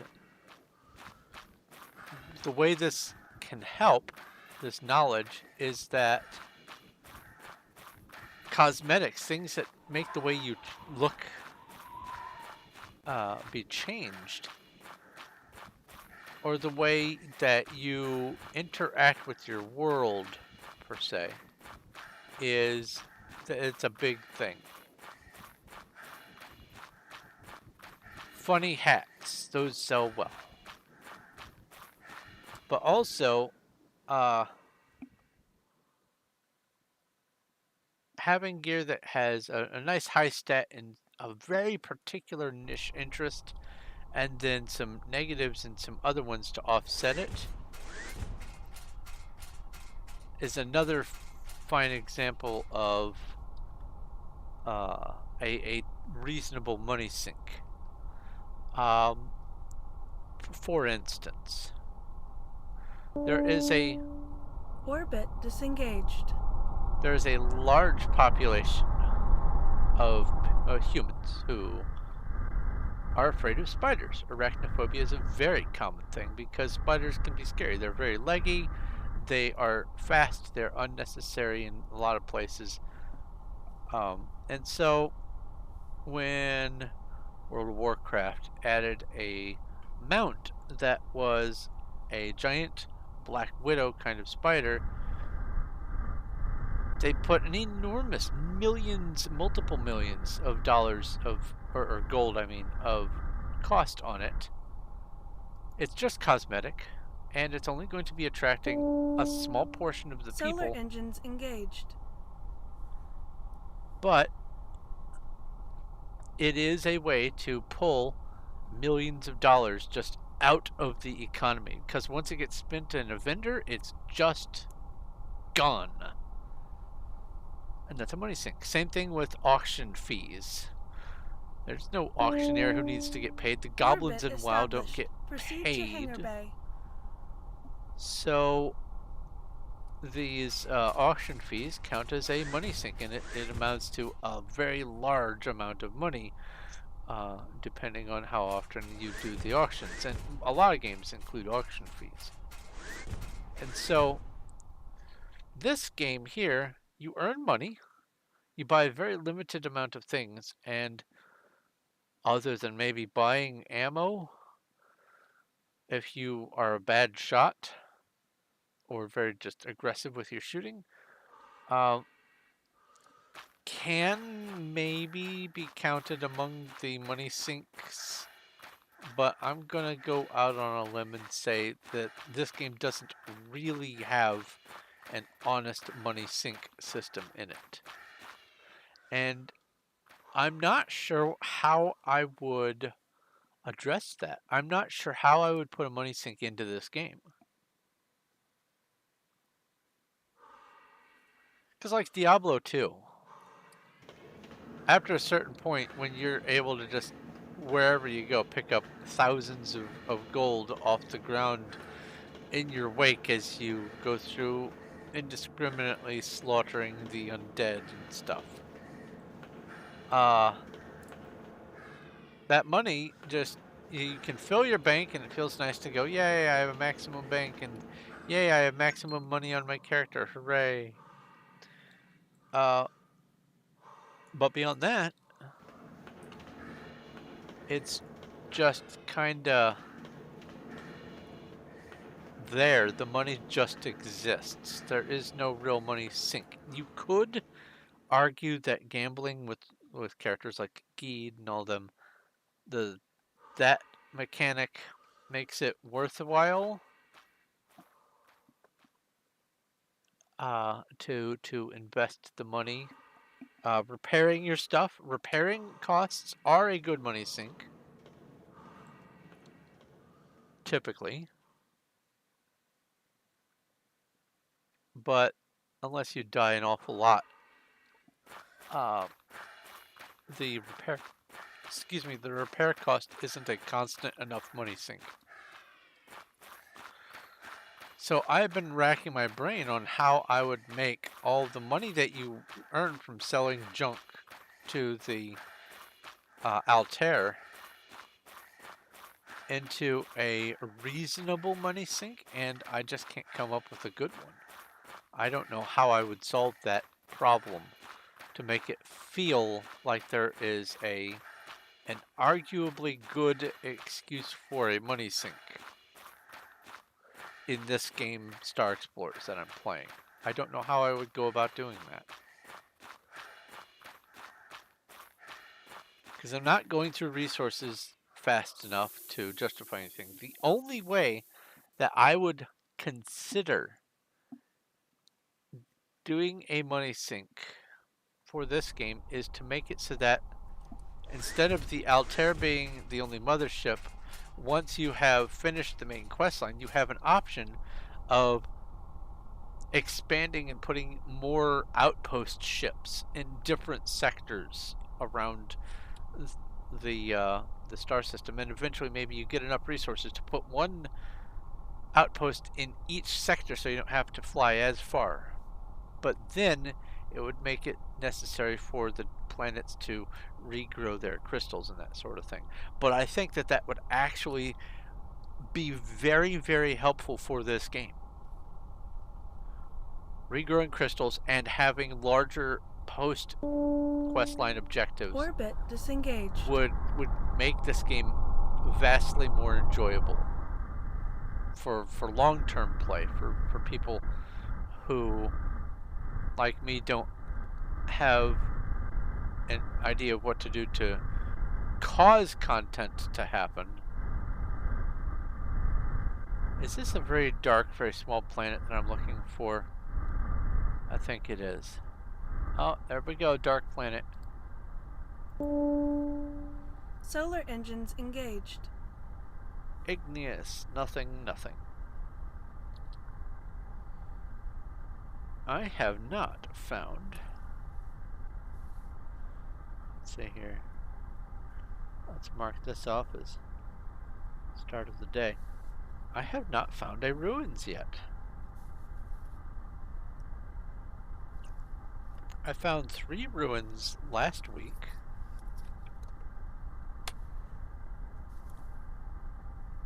By the time I got to this many planets, I had actually found already 2. Orbit established. Proceed to Hangar Bay. 0 Kelvin to 10 Kelvin. Very cold to impossibly cold. Taking a drink here.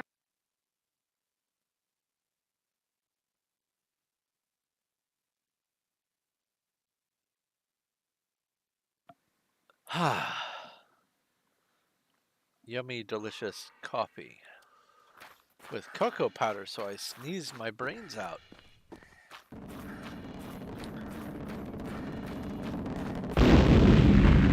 If that makes no sense, I'm allergic to chocolate, but the allergic reaction I have is I sneeze, so it is an enjoyable allergy.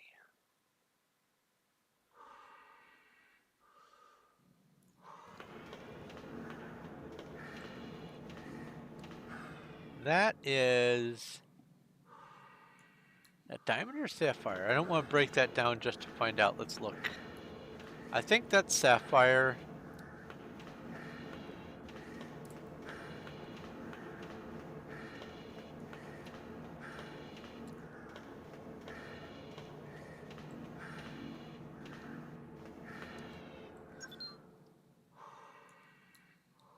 Uh-oh.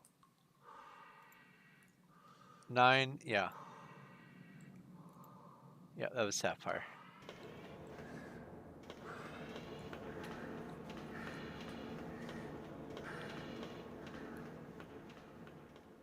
You have had no chipped skull either? After probably, what, an hour of playing? Yeah. Random number is awful.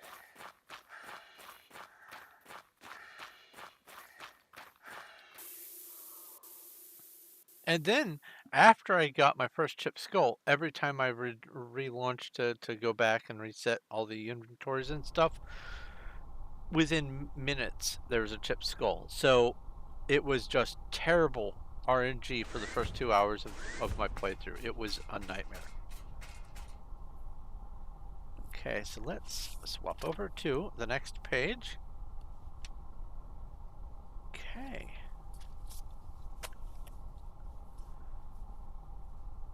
Page 2. Well, I guess technically page 3. Let's offload junk.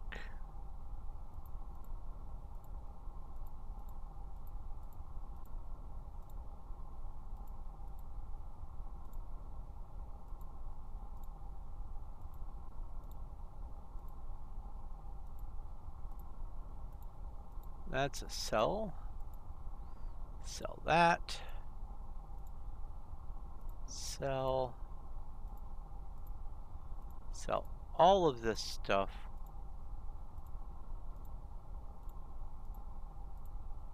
That doesn't stack. There we go. I probably could have done that while traveling through the stars, come to think of it. Oops.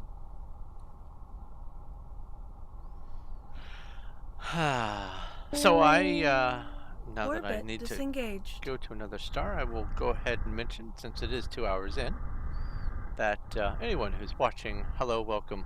I'm Thorn of Night. I play video games. Also, I have a Discord where if you want to join, remember to pick a role, but there's lots of stuff going on over there. Once you do pick a role, you'll be able to see all kinds of stuff of basically every interest under the sun and above it.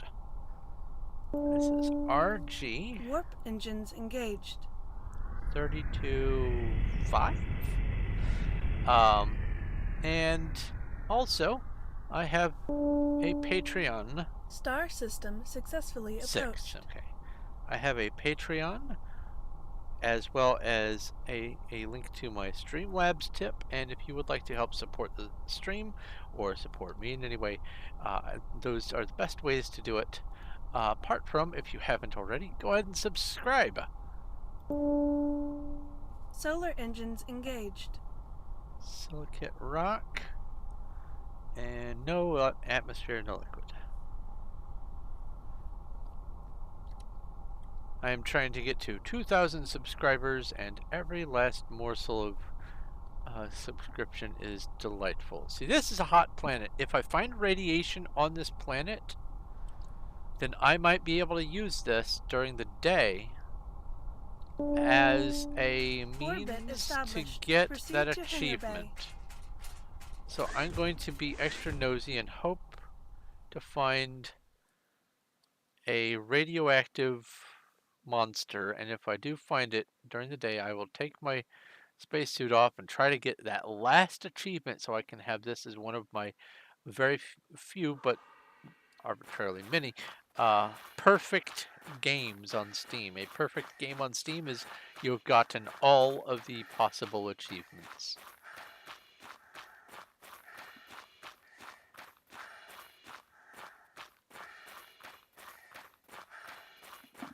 And I am missing one. That achievement is to die by simultaneously being too hot and being irradiated.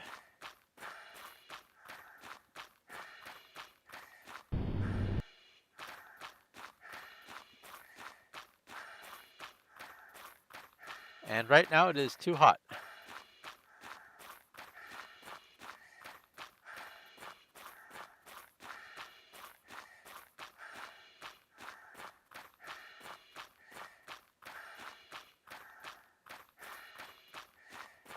If I take my spacesuit off, apart from the lack of oxygen, my dude will say, "Oh, what am I doing here?" or something like that. Why am I here?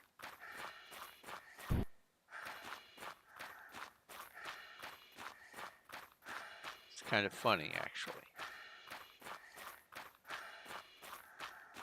I'm seeing none of those little things that stick up out of the ground to indicate that there is one of the radioactive little flying tentacly things. That's very sad.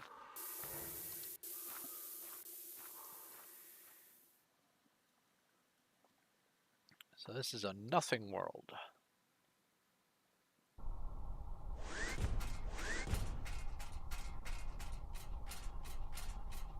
But I have been doing some math, and it turns out that in order to maintain a year subscription to Orbit disengaged. the three main things that I'm trying to, at least three for now, main things that I'm trying to keep active: the Discord Nitro, the Streamlabs Ultra, and Dinobot Premium. Solar engines engaged. It takes about $1 a day, which means about $2 a day in tips or Patreon support total will get me able to pay for all of those things without having to worry about it. Self-sustaining. Orbit established. Proceed to hangar bay.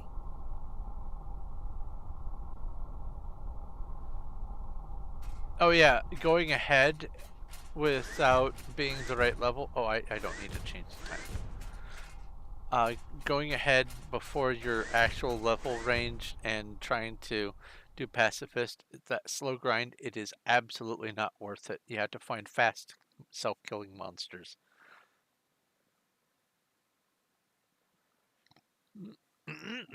Excuse me.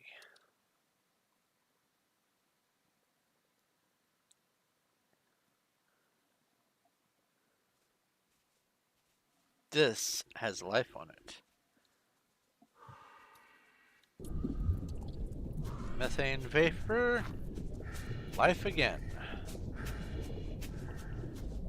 It's a cave. Let's go look at the cave.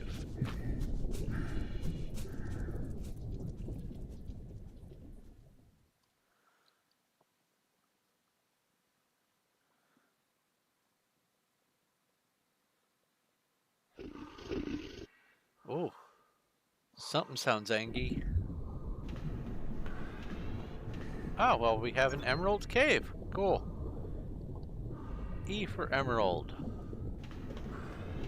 Took a rock sample. Let's get back to the ship.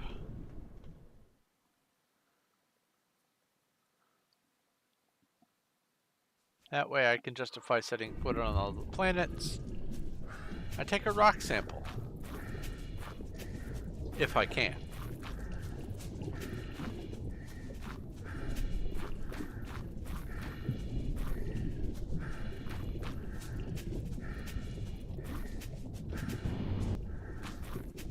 Oh, he's neutral. He doesn't want to eat my face.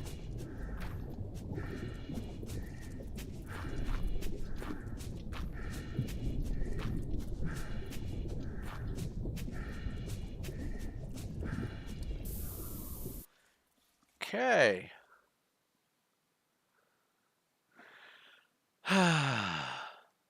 If God wanted man to be a spacefaring species, he would have given him a moon.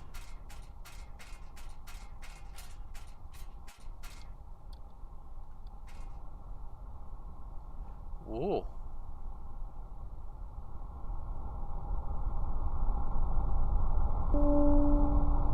Orbit disengaged.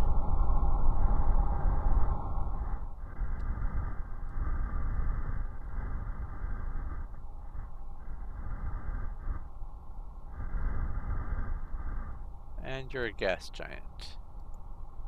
Scan. Gas giant. Ozone. No surface. Okay. That is this system taken care of. This star only has emeralds in it.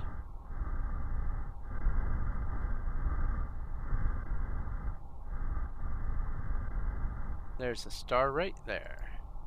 Red dwarf. Warp engines engaged. I really want to watch Red Dwarf. Star system successfully approached. Solar engines engaged. Volcanic rock. Oh, well, silicate. Volcanic fog. Lava.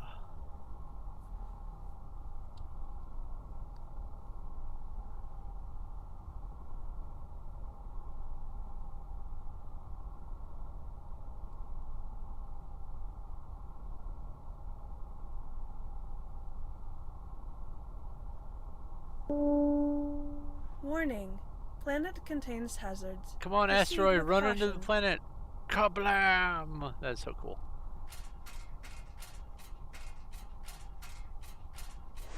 It doesn't actually kablam, but it does go through the planet. Visually.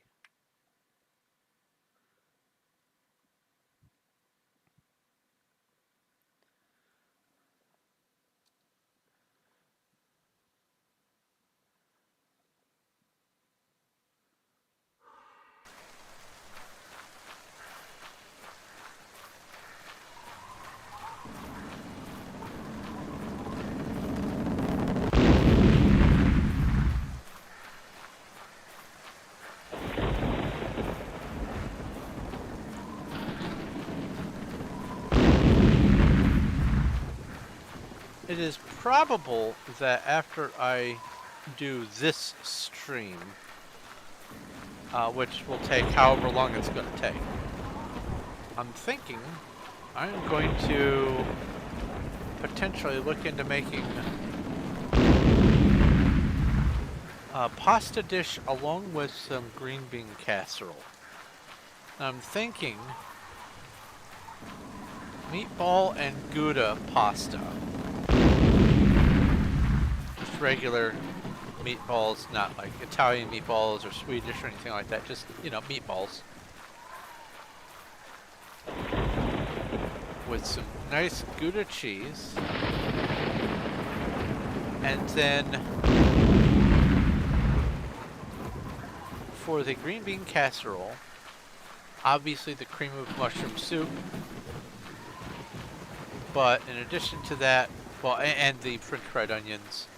But in addition to that, I want to drop my pen on the floor apparently. I want to see about maybe grilling up some additional mushrooms to throw into the mix, because I feel like it would add a little something to the green bean casserole. I'm now comfortable enough with making my standard green bean casserole that I want to experiment by adding a little something to it.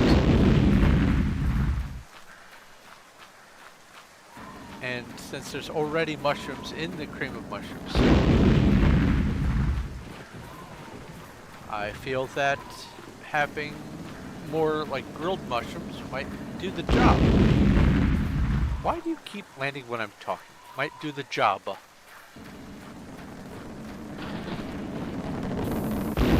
Enough with the explosions. There was nothing on that planet. Very loud.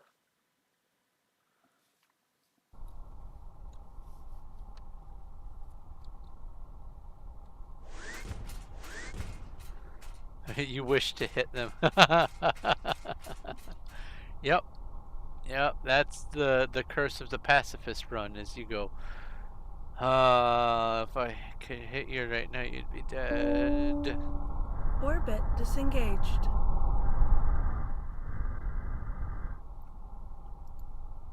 Solar Metamorphic. engines engaged.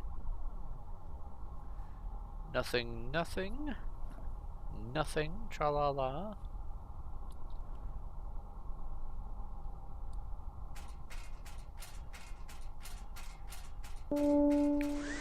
Orbit established. Proceed to hangar bay.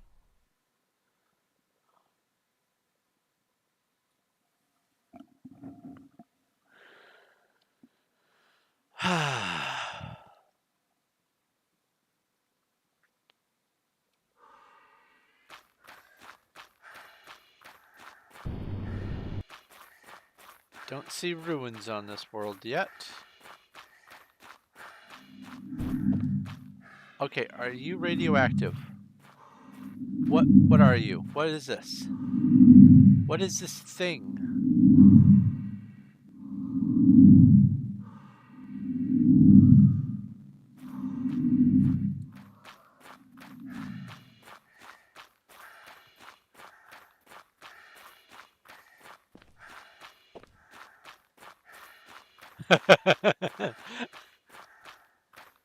RNG is a great game ender. RNG is a great equalizer, honestly. Which is part of the reason why that whole Dream fiasco was so important in the gaming community, is because if you alter the RNG, that's cheating. Hands down. Even if it's accidental. Oh, I left it in from a previous thing. Well, too bad. It's cheating. It wasn't me, it was my brother who got on my computer. No. You knew you had it on there. That's my perspective on the whole Dream thing. It'll probably never get mentioned again. But RNG is the great equalizer, and it does make it so that a lot of runs for trying to do different things is just the slow slog. It's awful.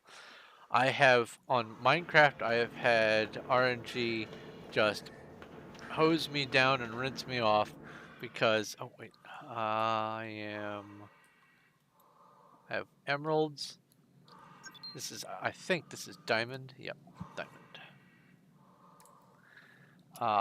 Where I would start a world and you're supposed to punch that first tree that you have on your island. You punch it, ideally you get a sapling so you can grow the next tree. And I have had it happen so that I start a brand new world, no sapling, no chance.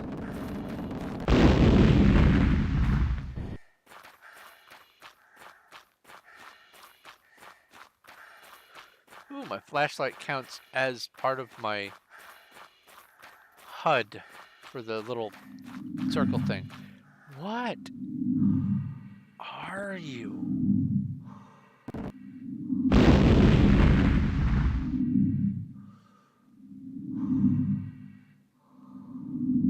At first I thought you were radioactive, but you're not. You're clearly not.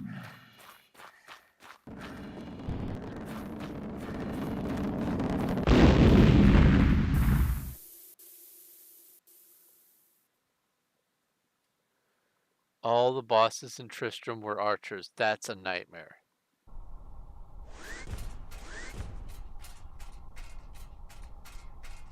That's another thing that made me think that doing the sorceress is probably going to be actually successful for me especially, but just overall for doing the pacifist run, is because sorceress has a Orbit disengaged. retaliation against ranged attack using the chilling armor. The shiver armor is melee. The frozen armor is just armor. And the chilling armor, I believe, it retaliates also against ranged attack. Neutron star. Warp engines engaged. One planet.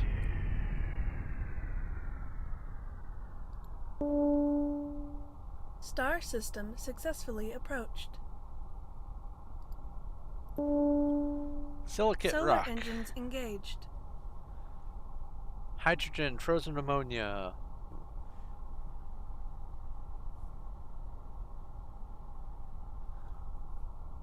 Relatively warm planet for a neutron star, honestly. Let's offload some junk, repair my suit.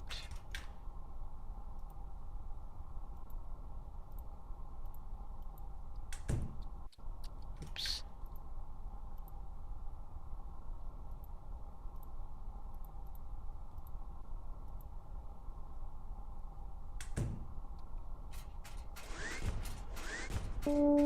Ah, Orbit established. Proceed to hangar bay. let's see what we've got.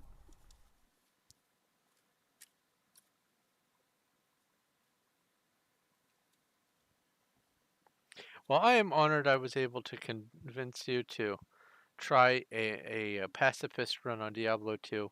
It's been something that was on my mind for actually a number of years that I've been wanting to try, and legitimately, woohoo, low gravity. No, wait, no, I pressed too long. I was wrong. Slightly low gravity. But the fact that I was able to make you go, I wonder if I could do a pacifist run. I think that's cool. It's such a rare thing in those sorts of games to find ways to do an entire game in a way different than designed, but still doable. And I think the pacifist run is really one of the coolest ideas I've seen for that sort of method. Get a little bit more Nexium here.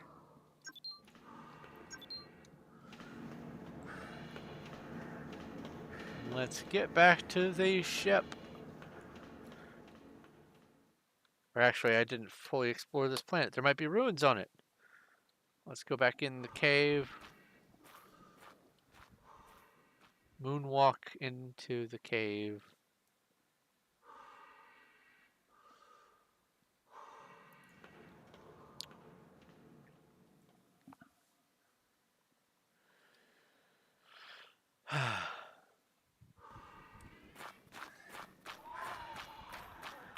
Yeah, as far as Diablo 2 is concerned, I was thinking, well, I could just go ahead and respec after I do the Den of Evil. But you only get one respec per difficulty per character. So once I get that chilling armor, I want to respec so all my points go in that, and maybe cold mastery I think is going to be probably the best. One thing I don't know that I'm going to have to figure out is on the higher difficulties, Nightmare and Hell, if something is immune, does Cold Mastery reduce their immunity down to just a resistance, or are they just 100% immune? Like if I pigeonhole myself into cold damage, is the hardest difficulty setting going to have some bosses that are just impossible to kill? I don't know. Wouldn't it be awful if I get to Duriel and he's cold resistant? I wasn't meant to go in a cave. I was meant to go to the ship.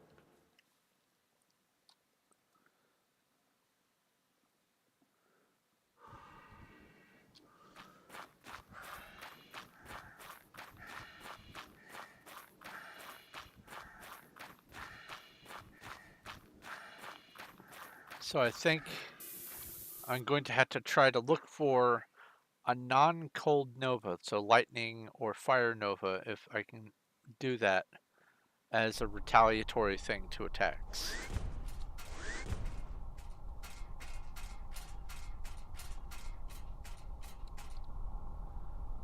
Okay, so when it says immune, it's not actually immune. That makes me feel a little bit better. Orbit disengaged.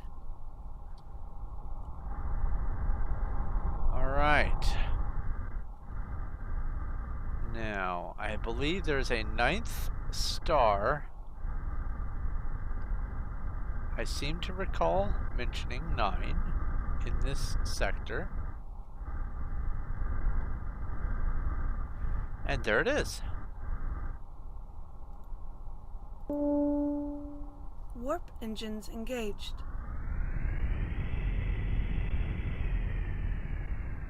One planet. Star system successfully approached.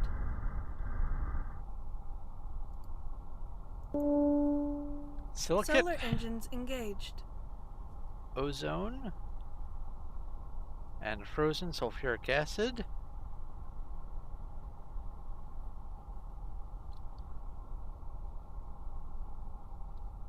Daytime.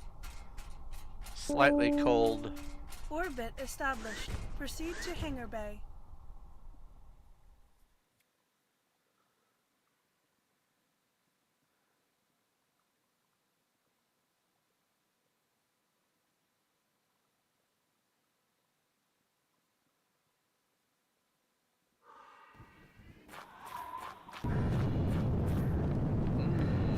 That's a tornado. I've got a follower.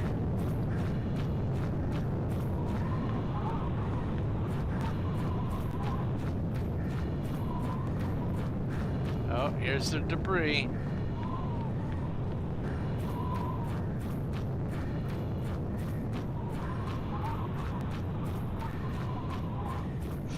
There was a mod that I was contemplating including on my Suffer the Dark mod pack, which I didn't get around to playing yesterday because after my first mod pack, Sky Factory 4, I had plenty other things that I needed to do. I was planning on including, in amongst all of the other nightmare things that are on there, a disaster weather kind of system, tornadoes, earthquakes, that sort of thing. I'm kind of glad I didn't, because it is already difficult enough and I'm having to dial things back as it is.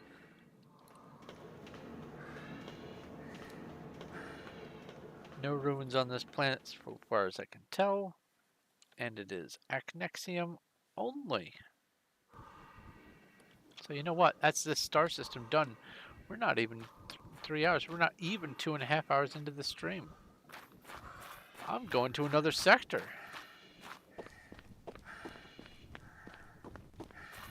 This is exciting.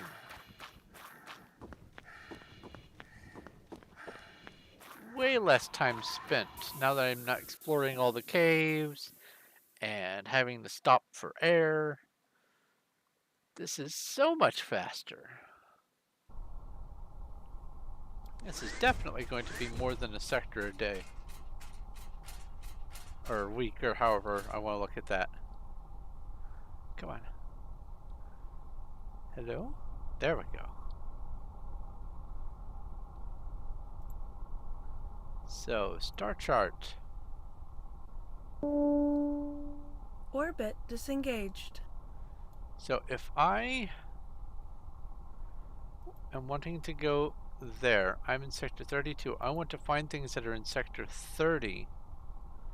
I can't actually highlight sector 30 until I have been there, but I seem to recall that there were some very nearby stars, a red giant and a standard and stuff, that were in sector 30. That's 32.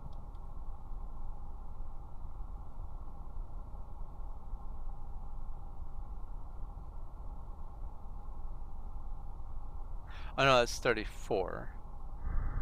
I've been there. Was it this? No, that's 12.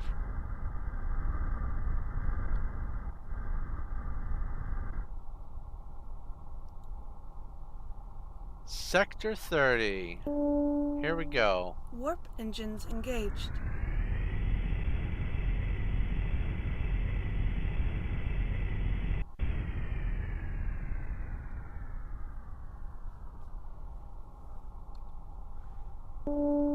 This has an attack Star UFO. system successfully approached. And the planet seems to be just peeking around the star.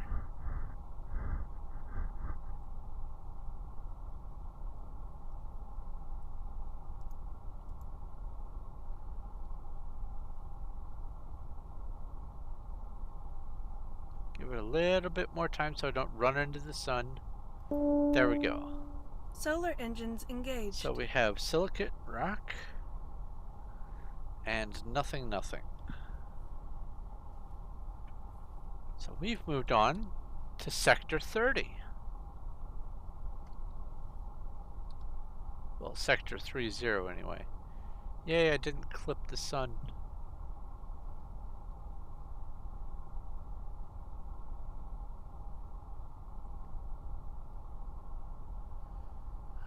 This can be a hot planet. Maybe there will be some Orbit radiation. established. Proceed to hangar bay.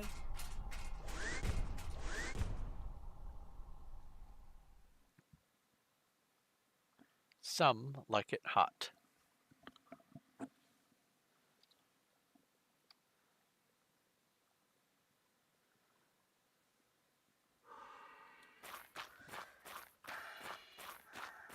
Oh, but there is a cave right here. Let's get a rock sample from this world. Do some science.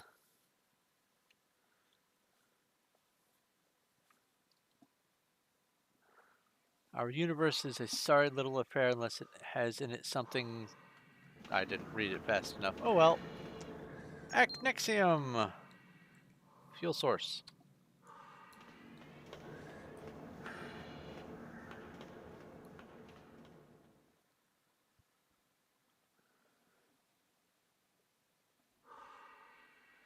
Oh. Let's make it daytime so I can actually look at the planet.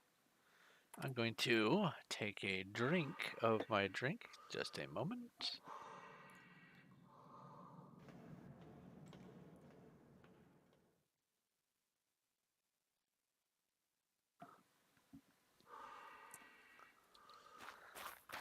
Black cherry flavored water.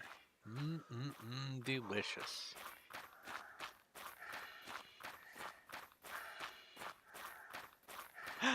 An UFO.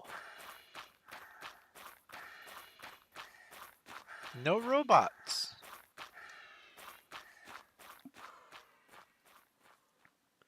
I shall make a note. UFO.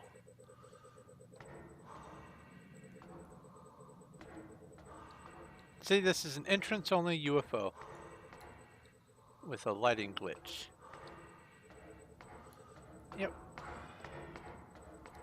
More to that UFO has generated. That's just like the caves. It could be just one little wall separating me from everything, and the rest of the UFO could be this massive explorable place. But because of how it generated, there's no connection to the entryway to anywhere else on the ship, and so it is a vast nothing.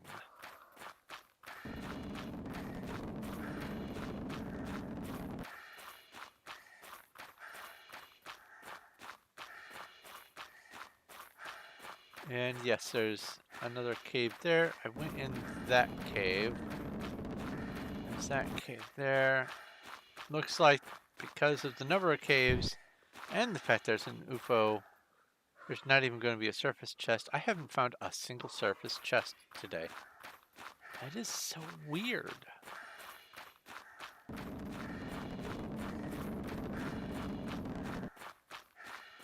None of the meteorites have landed within audio range. That's nice.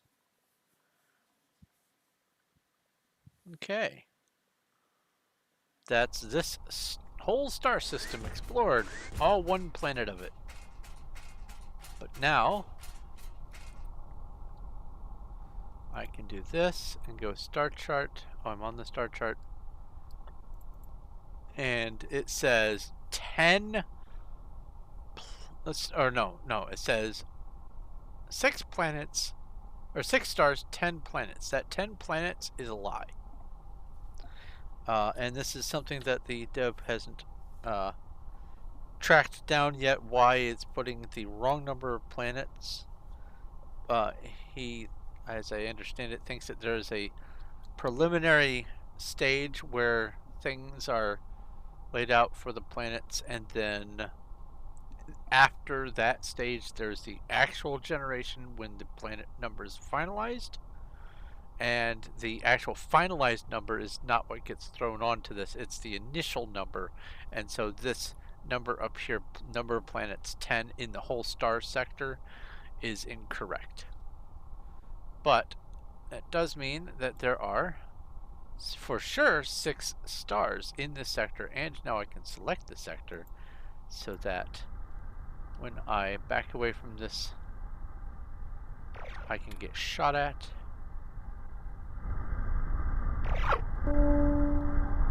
Orbit disengaged.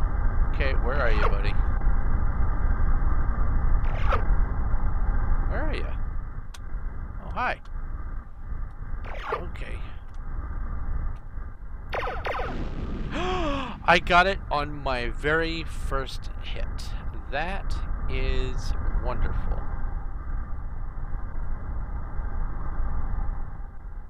Let's get close enough to board it. And we shall make them pay. Destroy. Destroy. Warning. Warning. Intruder. Warning, I am a robot. Warning. You're not a robot, though. You're actually dangerous. Warning. Come on, let me loot your head. Warning. Oh wait, no, that's right, your heads aren't lootable. Can I? Destroy. I'll be to you shortly. Warning. Intruder alert. Destroy.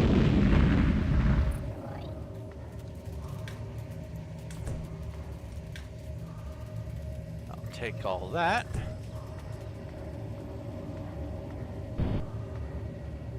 It is my hope, among other things, today to find a I am a robot. final quantity of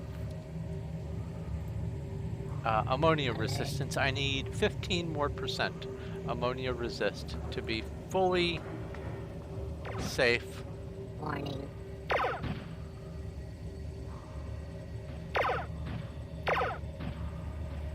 Destroy.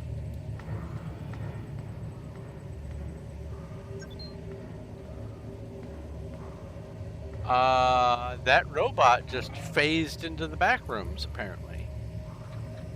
Hold on. I'm sitting funny. Need to resituate. There we go. Cold resist. That's not what I want. This is not the resistance you're looking for.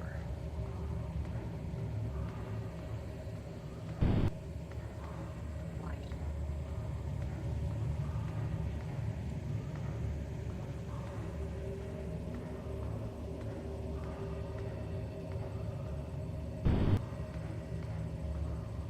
I will say I do like the selection of noises for the ambience on these ships. It is nice. It's very, very atmospheric. And it makes me want to play this one game that I have called 087B, which is a reference to the SCP stairwell anomaly that has a seemingly infinite number of floors and some monsters associated with it.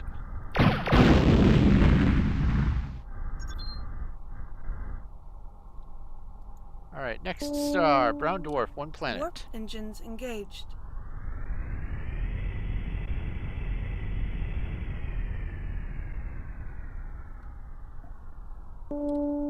Two more Star UFOs. system successfully approached. This one will attack me. That one I can just walk up to, well, fly up to and board.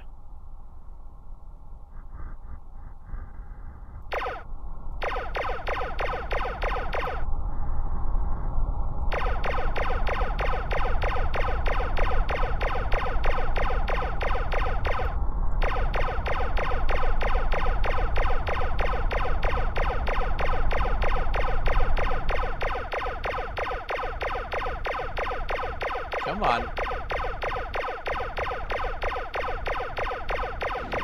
There we go.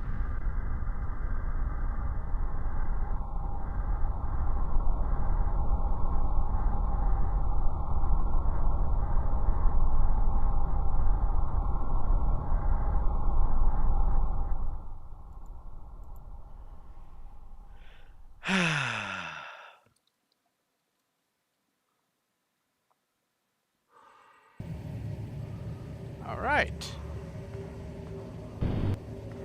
Hoping for ammonia resist.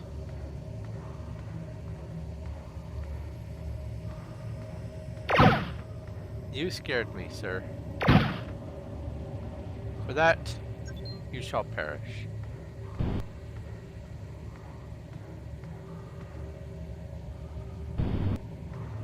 I need to offload all these blaster, or these pistols that I'm getting.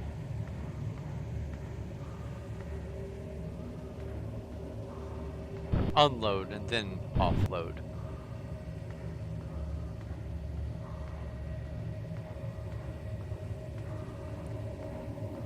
Let's see. Resistance. Not the one I want, but resistance anyway. Here, let's just go ahead and go unload, unload, unload. Use, that way it's in my belt. Take all. I can sell this for a few thousand. And then I can just sell that.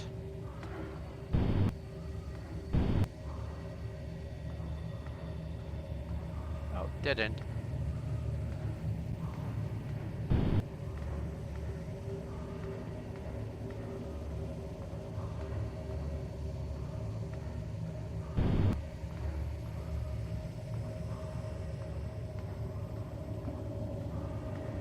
Speaking of phasing into the back rooms, I have an ongoing project on Minecraft that I'm going to be over the next probably year trying to pace myself out and get all of the items recorded and everything. Did you just self-annihilate? You did. That's hilarious. And get all of the resources and everything built for it, but I have a project that I'm planning on doing for my YouTube channel that is going to involve the back rooms. It's going to involve Minecraft, but not the Minecraft Backrooms mod necessarily. I am a robot. You're a robot, yeah. Yeah. Good job, buddy. Oh, let's offload this, or unload this, I mean. There. And it's also going to involve you the viewers. It's a fairly big project that I have planned and have already begun working on in secret. My patrons, here very soon I'm going to be announcing something on my Discord about it, but my patrons will have the ability to help with the project and have some insights into what's going on, and maybe even a roadmap of what's going to be happening with it. But for right now, it is just I will mention that it is backroom related. Not bathroom. Backroom.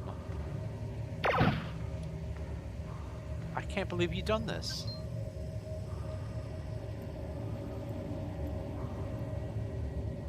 Wait a minute.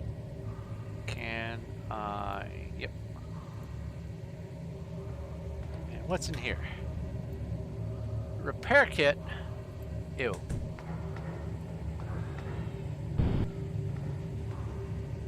I keep forgetting I can sprint down some of these longer hallways. I don't need to worry about my oxygen. Oh.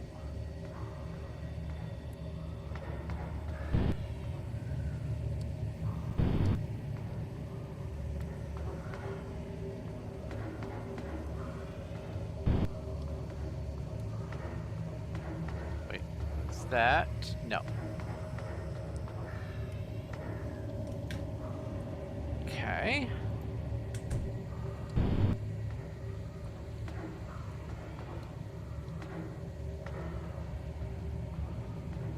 You tried a little more, but you hate this.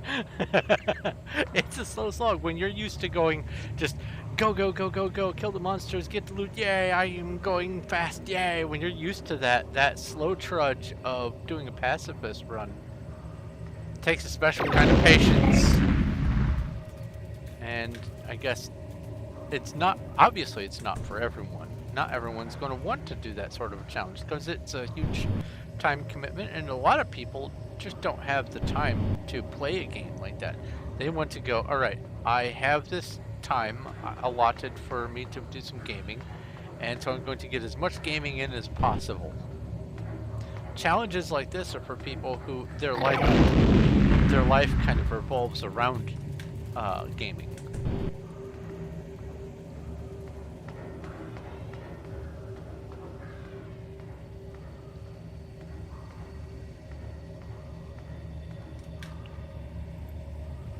Alright, this puts me at...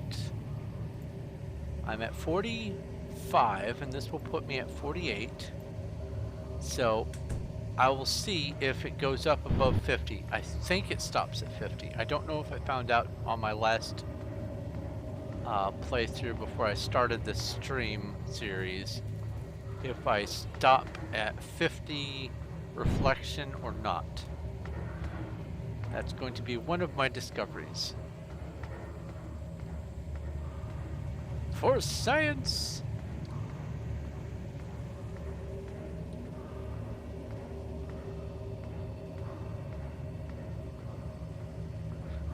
You end this one time and not do this again. Well, I hope you at least had a little bit of fun trying it. The challenge is in itself what makes it fun, and if you don't enjoy the actual challenge, then it's not going to be fun, and truly it's not worth pushing yourself through it if you don't enjoy doing it.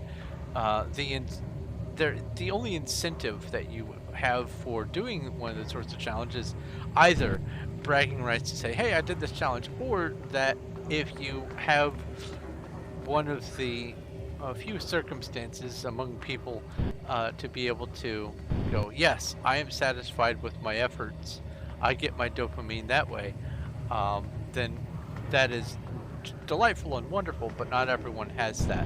So challenges like the pacifist run really aren't for everyone. It takes a certain special kind of masochism to do a pacifist run.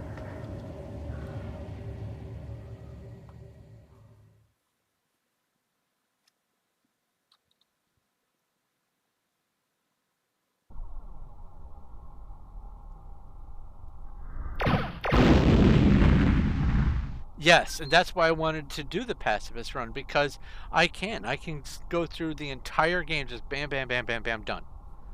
And it's less fun when you go in and you just know where everything is. You have all of that advantage. Oh, there's only one star, or only one planet on this system. New star, warp to star. Red Warp dwarf. engines engaged. Wait, no, oh no! Oh, I didn't actually go to the planet. I have to go back. Star system successfully approached. I have to go back. Or was it? It was here. It was this. Warp engines engaged. I didn't actually visit the planet. I got sidetracked by the UFO. Star system successfully approached. We have silicate and nothing. Solar engines engaged.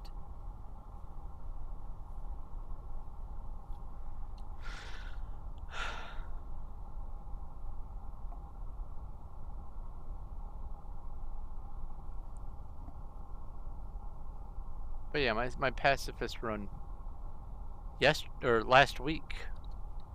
Hours and hours and hours and hours and hours and hours and hours and hours and Orbit established. Proceed to Hangar Bay. I've barely gotten anywhere. I haven't even gotten to Ondario yet. I've only just now gotten level 14, gotten the Shiver armor. Well, by just now, I mean as in at the point where I left off.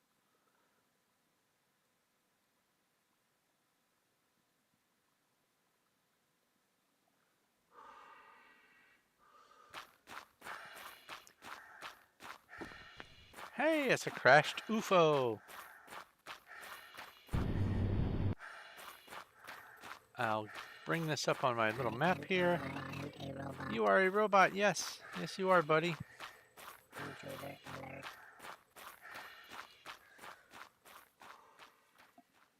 Alright, what kind of planet are we? What gem do you conceal in the depths of your caves?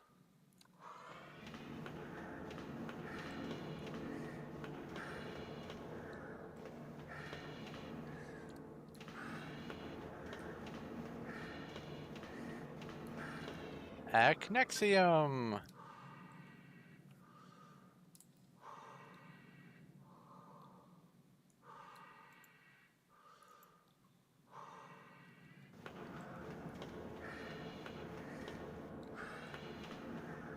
Aha!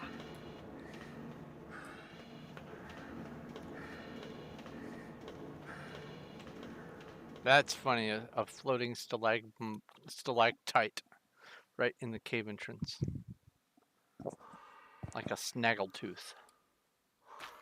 I'm just gonna see if I can find ruins in the dark.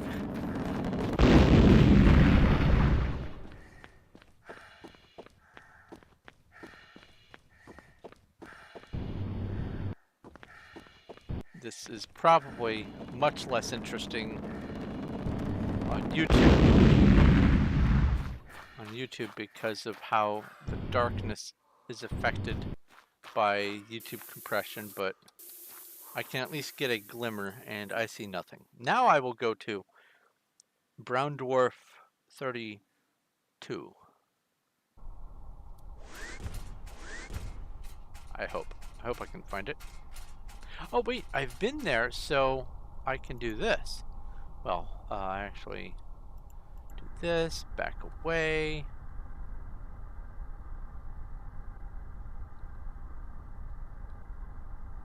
Do this, Orbit star disengaged. chart, go into stars. That's 1 and that's 3. Let's exit and I'm facing it. Cool. Beans. Warp engines engaged.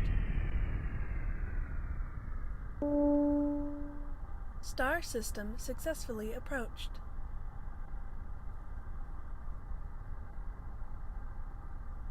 Or not brown dwarf, red dwarf.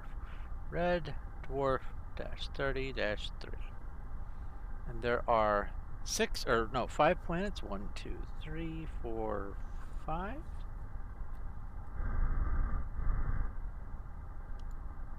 The first one, Solar sedimentary. engines engaged. Methane vapor. No surface. I'm gonna just pencil in life because, you know, it keeps happening a lot.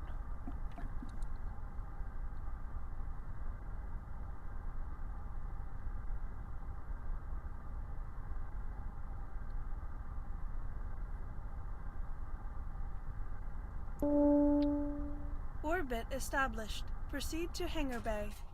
As far as your comment, though, by the way, about personally not thinking it's hardcore, unless you set it for hardcore, it wouldn't be. Now, that would be quite the challenge, is if you do set it as hardcore, you have to be ever so careful, otherwise it's just gone.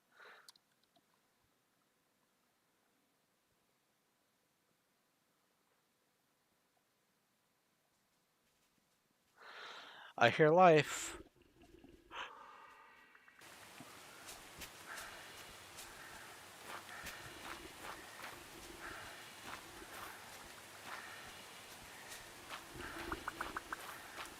Big triangle head things.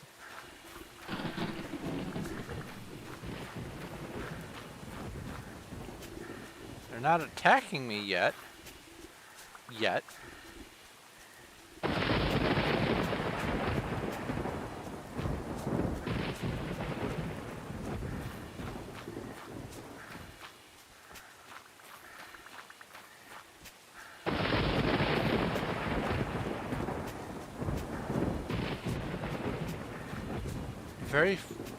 Well, mostly flat world. There's a couple places where there could be caves. I'm seeing no caves, no ruins, no chest, but there is live ruins.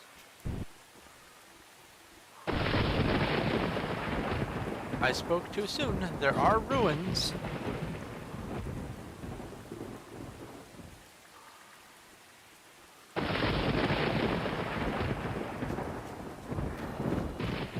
Now,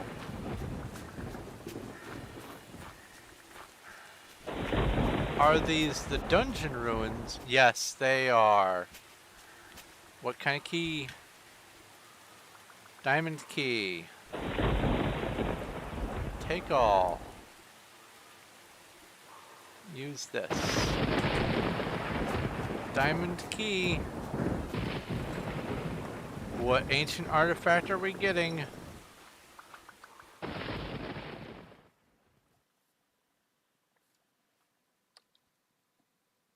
So there's life, there's diamond ruins. Is there an artifact that we haven't gotten yet? Oh, and there will be gems in here. We have the ancient oxygenator.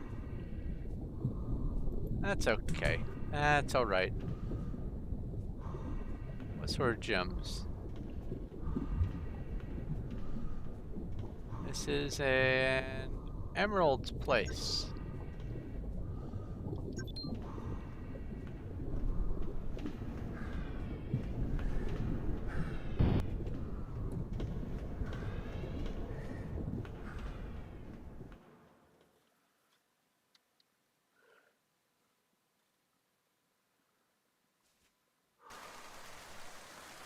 Ooh, that was weird.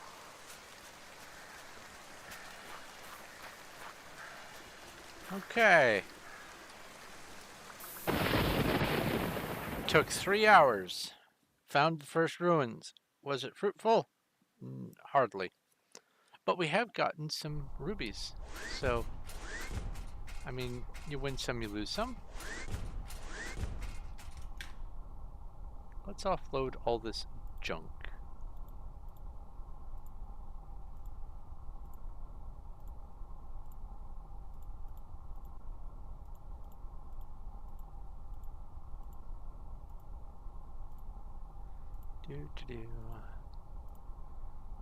Get out of my inventory.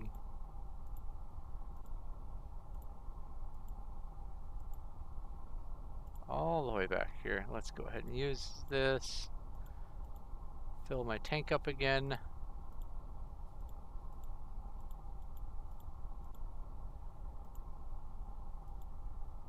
The good news is I am able to have excess after I fill up my tank.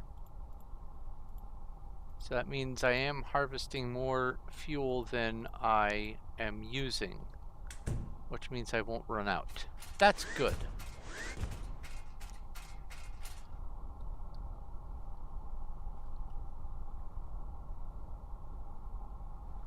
There's another star there. So there's a star to the south. Orbit disengaged. South of the planetary ecliptic.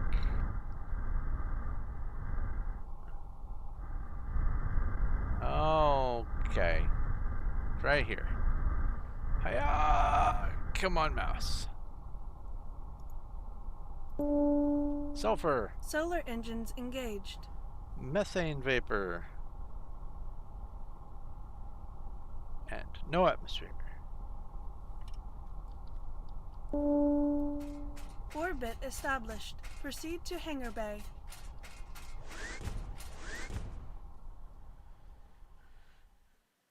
Life? Life, life, life? Life. Life. Placing rocks.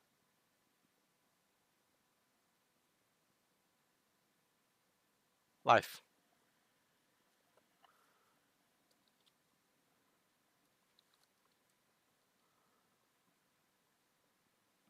Good luck in finding food burb.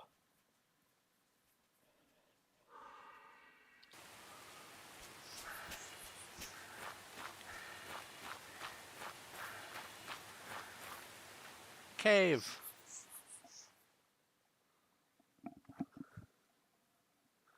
These methane vapor planets are difficult to see far off enough to be able to tell if there are ruins without actually exploring. That was weird sounding. I didn't like that. Make all the boy mooses go wonk wonk wonk.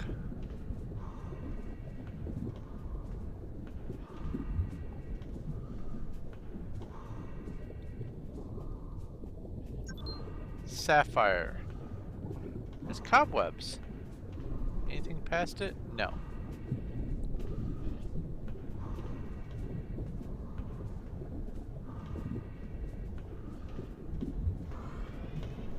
Okay.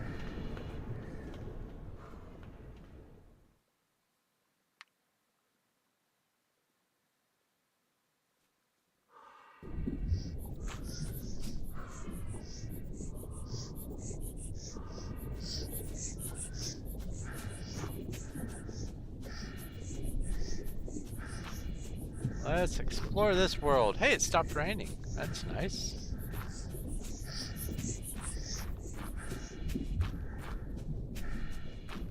That wonk wonk wonk and some of the explosions and other things that are heard when entering a cave on a planet that has life, they're caused by the life suffocating in the walls as the terrain generates around them, and they just, you know, slowly perish.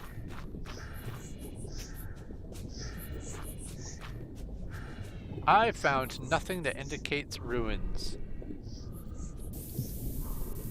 To the ship! To the shipmobile!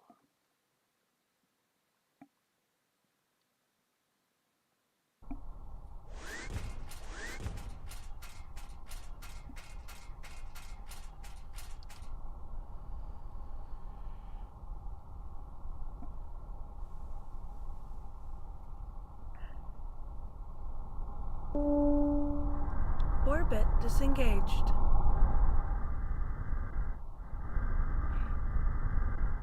Next planet. Ooh, ooh, ooh, ooh, ooh. And that would be you. Hello. Silicate and Solar nothing. engines engaged.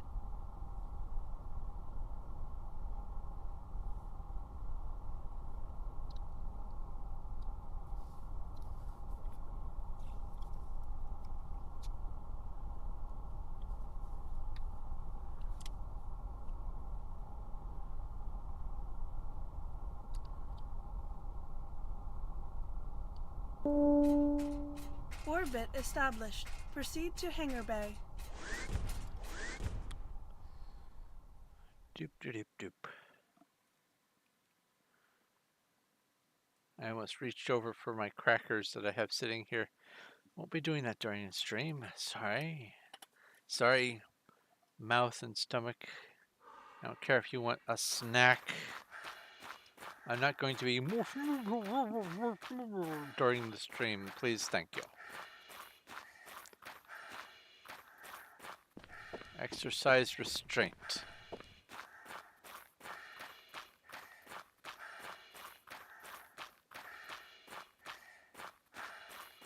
Honestly, it's my fault for accidentally leaving some crackers on my desk after having had some soup.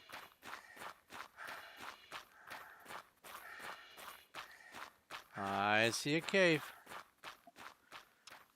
Where there's cave, there's potential gem. Where there's potential gem, there's science.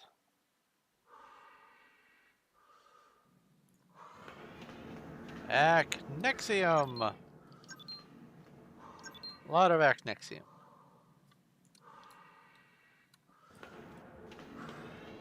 Well, back to the surface.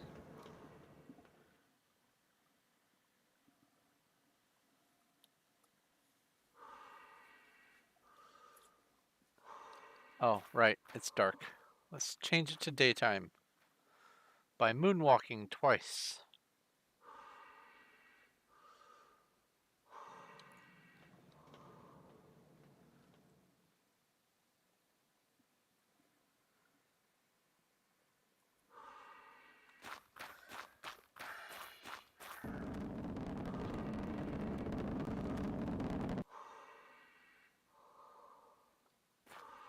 Okay. So there's that. I feel like I would have encountered ruins by now. But I'm going to continue my route.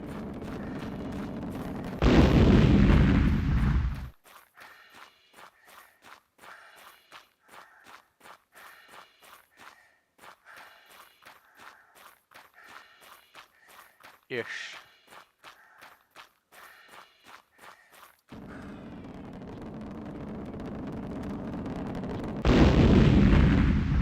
How are you lighting on fire? Why are you on fire if there's no atmosphere? What are you getting friction from that makes you catch fire, or a meteor?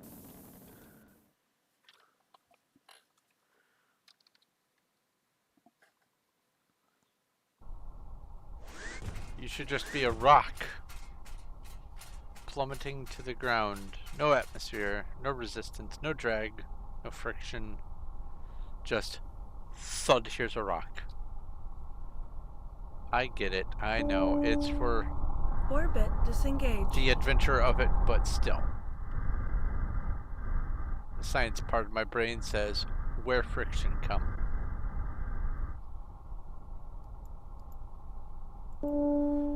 Regulus. Solar engines engaged. And then carbon dioxide. And frozen ammonia. Now, I believe that for frozen ammonia, I think this is one of the things that made me want to have the temperatures handy, and I will have to remember to do that. Maybe I'll remember for next week's stream. Oh, well, the next week's stream. The temperature that ammonia freezes. Orbit established. Proceed to hangar bay. I'm pretty certain it is 1 degree, or it is 1 Kelvin colder than the temperature that carbon dioxide freezes. I think. I think that this should be a dry ice planet, not a an atmosphere planet.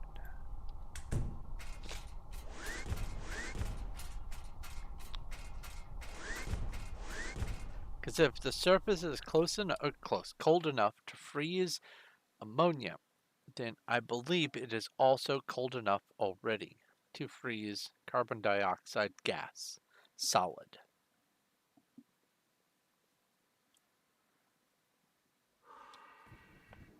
Oops. Ooh, yellow sky. I'm going to make a note of that.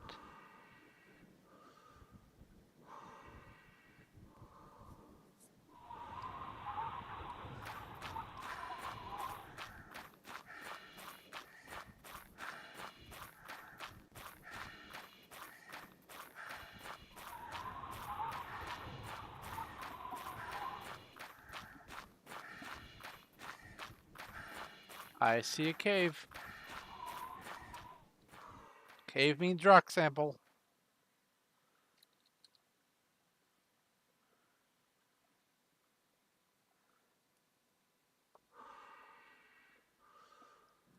I could be brown, I could be blue, I could be violet skies, I could be hurtful, I could be purple, I could be anything you like.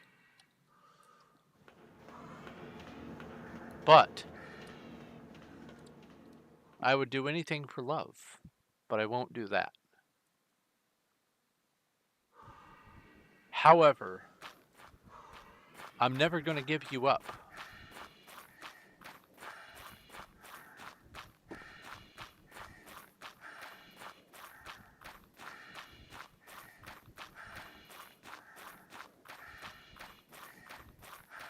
Yeah, there do not appear to be any ruins on this planet.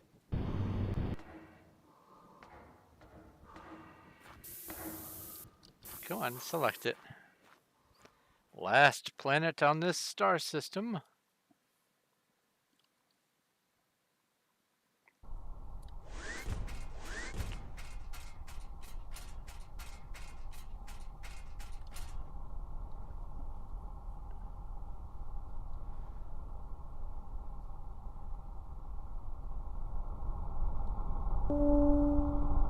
Orbit disengaged. Oh, there it is. So, I have Solar a habit engines engaged.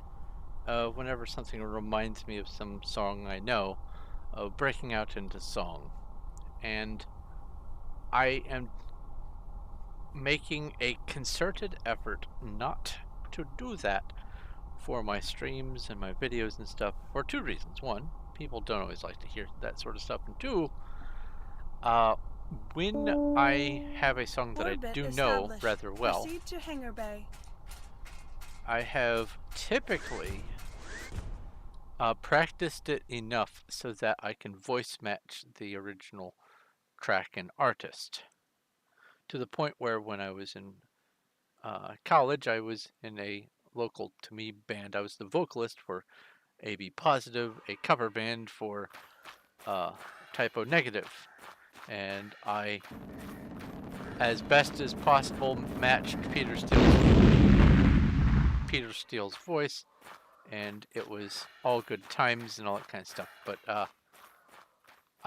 I put a lot of effort into voice matching as close as possible. So when I break out into song, I am afraid, especially with as much as I have gotten struck for, like an air raid siren being claimed by Copyright Shark on behalf of Beyonce, an air raid siren of all things, and other silly stuff like that for my channel.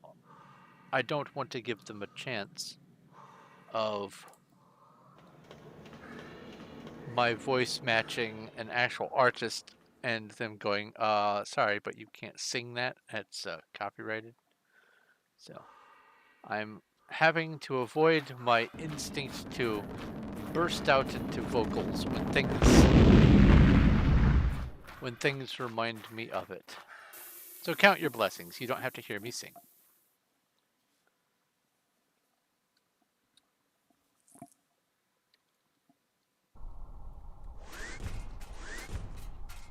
I can do a mean Ozzy Osbourne, I can do Bruce Dickinson, I can do Peter Steele, I can do lots of vocalists, honestly. Mostly male, because I like to pitch match everyone and all that. Next Orbit star! disengaged. 2 planets on a red dwarf. 1, 2. RD 30-4. Star system successfully approached.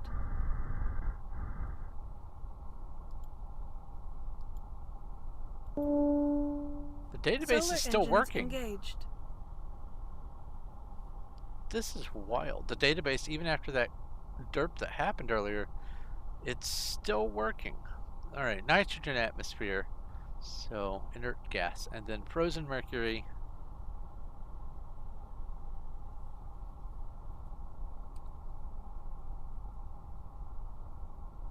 And is daytime. Orbit established. Proceed to Hangar Bay. What I ought to do is look for the ruins before I go cave diving. Before I spelunk. Great word, spelunking.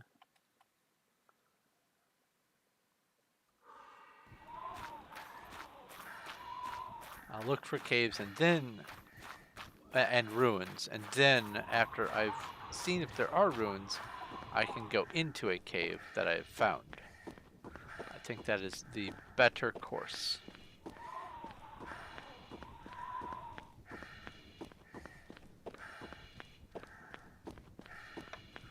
There's a cave off to my left.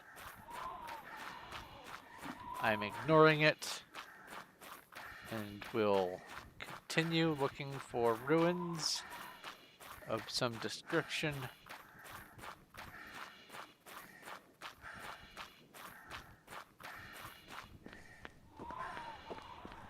There's another cave there.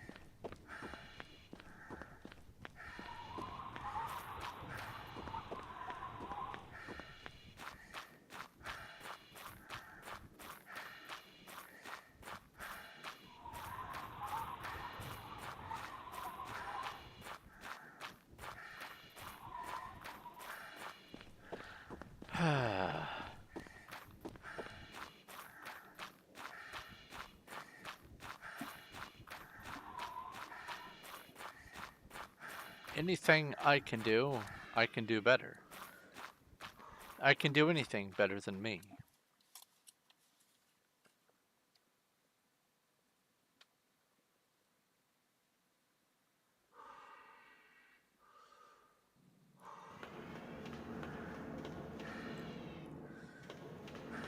Oh, gems. Acnexium.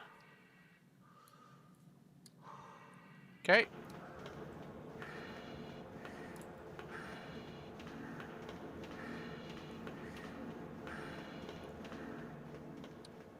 Now we go back to the ship, next planet, and then next star. That'd be pretty wild. Knock out 2 star sectors in one stream. I think I can do it.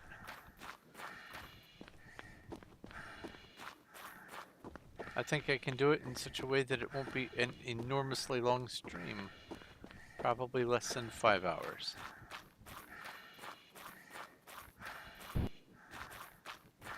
That's the hope. Because then I'll definitely have enough time to make some pasta and some green bean casserole. Yum yum.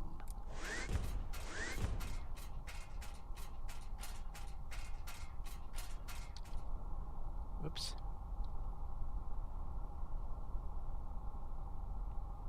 Second planet. Orbit disengaged. There it is. Metamorphic. Solar engines engaged. Volcanic and lava.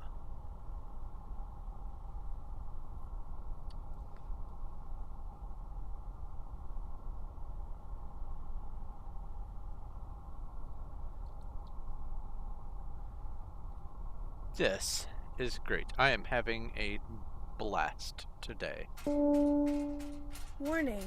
Planet contains hazards. Proceed with caution. I am so glad that I was able to give some advice for that audio file to make it sound more reasonable.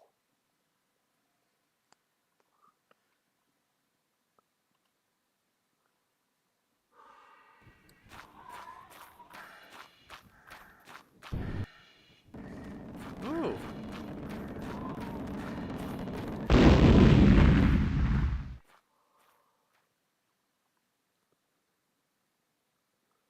I fell for it. I went into the cave before I searched the planet. Of course I did. Well, I'm in here. Was that sapphires? Yep, that's sapphires. So we have sapphire. All right, back outside, back inside, and then back outside again.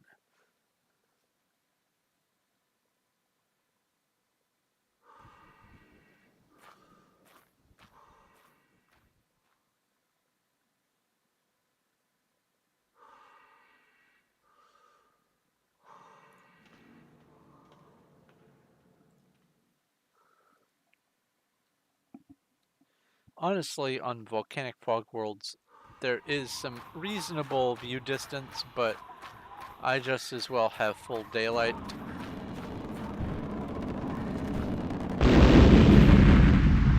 A double far out.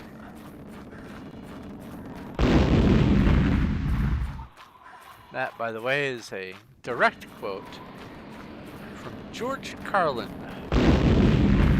popping his knuckles live on stage. And he was so excited with being able to get 2 pops out of 1 pinky. He called it a double.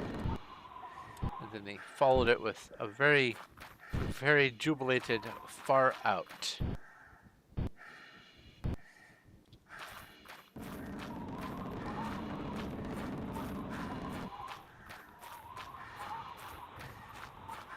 George Carlin is one of my favorite comedians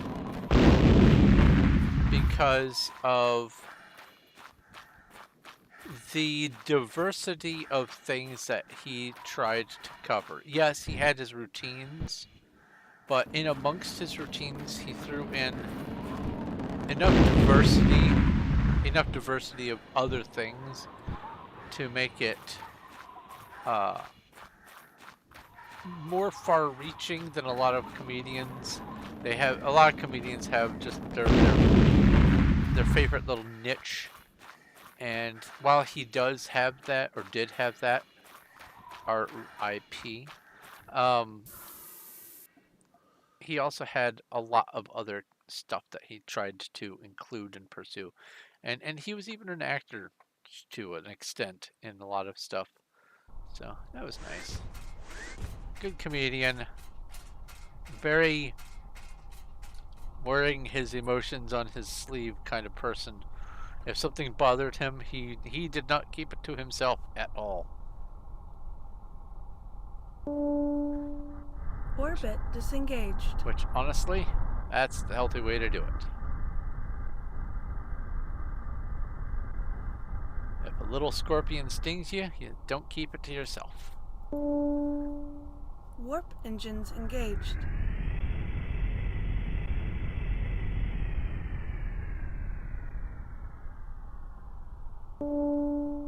One planet. Star system successfully approached. One planet around a standard star. Interesting. What have you got? Solar Silicate rock. engines engaged. Ammonia vapor. So this might tickle a little. And no liquid.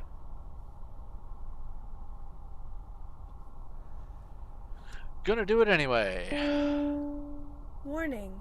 Planet contains hazards. Oh yeah, it Proceed does. with caution. Oh yeah. Ammonia vapor. This might tickle.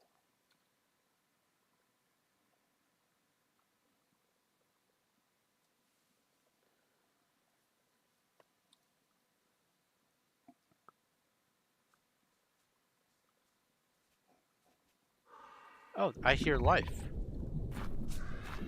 Yep, taking a small amount of damage.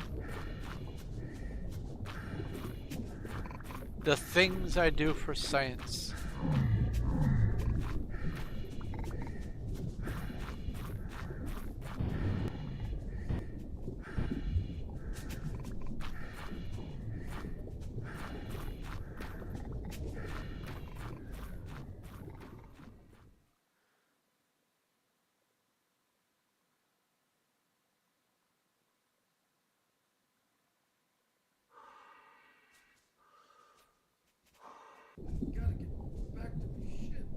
We gotta get back to the ship. That's hilarious. We have Acnexium.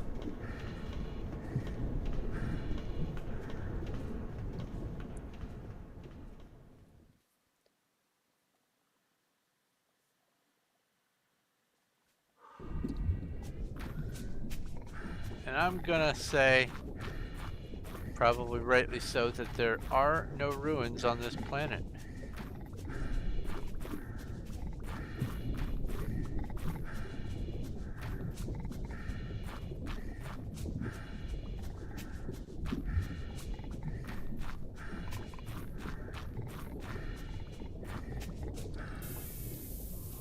Okay, repair the ship, or repair the suit. Move on to another star.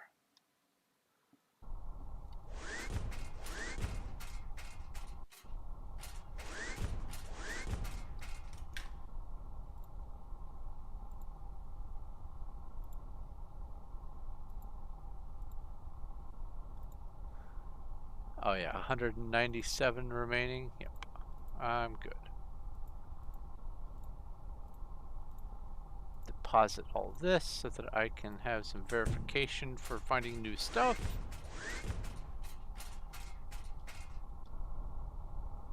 All right. Now I have been to 5 stars in this sector, Orbit disengaged. and it says that there are 6, I think. Let me double check that actually. Mouse, there we go. This, go back to sector. Yeah, it says there are 6 stars in this sector.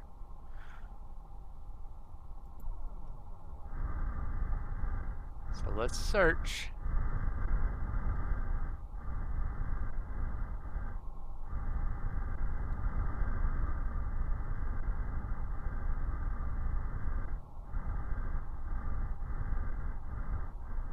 That's not in this sector. It's big, it's nearby, but it's not in this sector. Okay, so it's not there.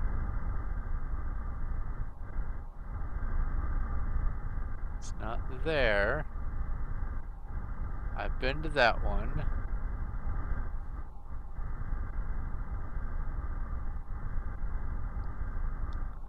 That's 3 sides of this big cubic sector.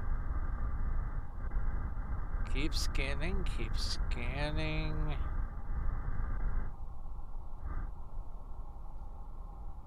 Certainly not that. I've been to that one.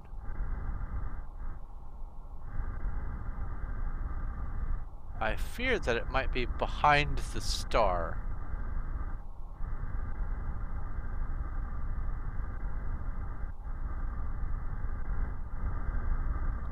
Whoa, whoa, whoa, whoa, whoa, whoa, whoa, whoa, whoa. Nope, that's not it.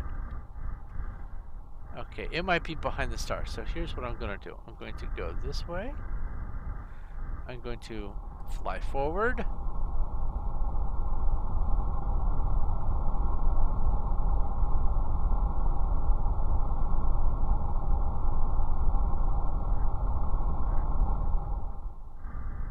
Then I'm going to tilt the camera down and see, hopefully, past the star.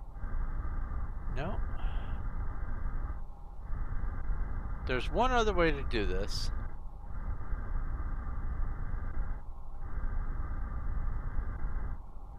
Beyond this brute force method.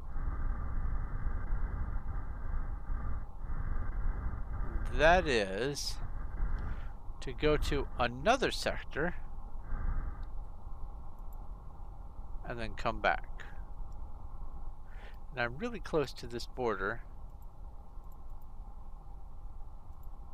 So why don't I go to that star there? Warp engines engaged. And then turn around, highlight this sector that I was just in, find the missing star. Star system successfully approached.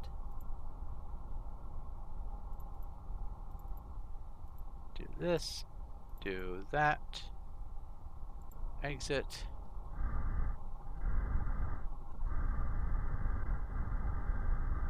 There we go.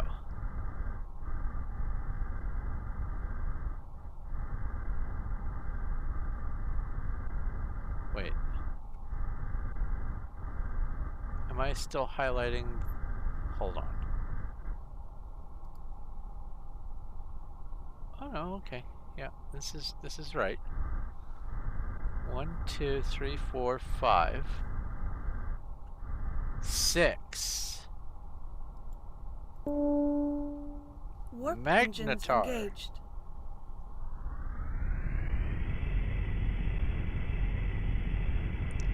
Magnetar, and that would be 36. 2 planets. Star system successfully approached.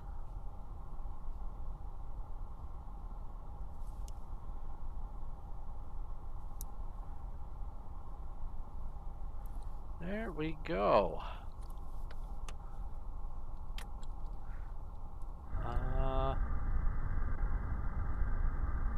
Magnetars are nice and dark and cold. Solar engines engaged. Silicate, nothing, nothing. Only 1 ruins today. And I'll be done with this sector in just a few minutes, so I'm gonna go for another sector. I'm gonna go for 3 sectors today. Or get into 3 sectors at the very least. Orbit established. Proceed to Hangar Bay.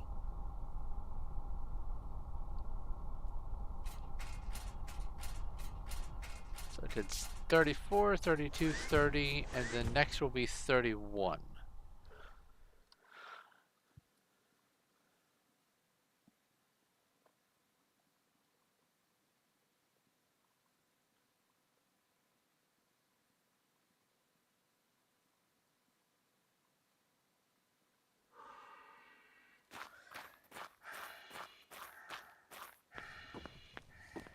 The holy grail of this game would be, as far as I'm concerned, finding another planet than the one that is forced to exist, that has oxygen atmosphere and liquid water as its liquid on the surface, as its fluid, whatever.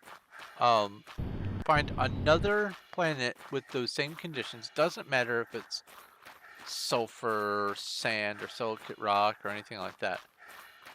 Just finding another oxygen and liquid water planet elsewhere in the galaxy. That would be the holy grail of this game. But I think even more so than that would be finding that, and also finding all of the ancient alien tech and all of the dungeon types. I think that would be the perfect galaxy map.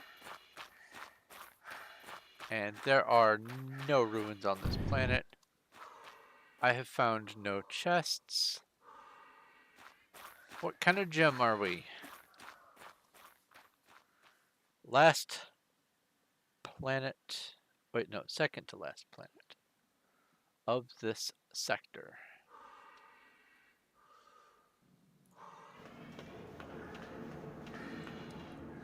We have Ecnexium.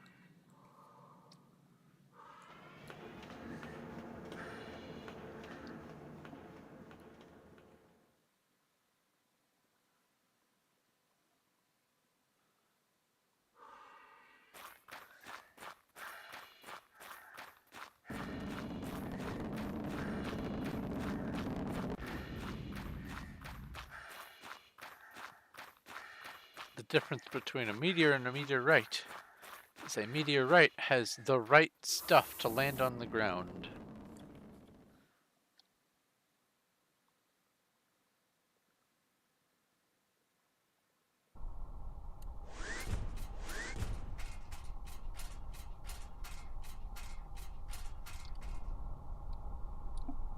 Okay, last planet in this sector. What's it gonna be? Orbit disengaged.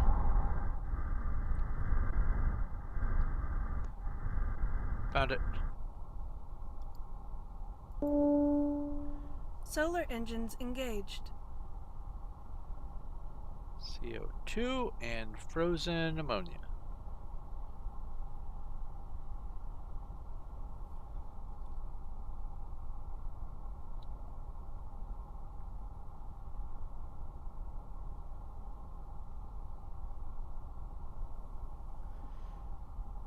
Actually, with the way my stomach is feeling, maybe this will be the last planet for this session. Because I still have to cook. Orbit established. Proceed to hangar bay. So give me some ruins. Give me ruins. Ruins with an artifact that I'm missing. Please.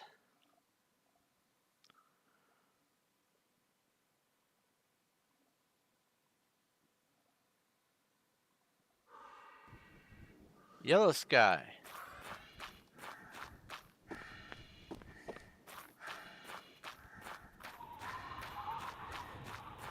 There's a cave.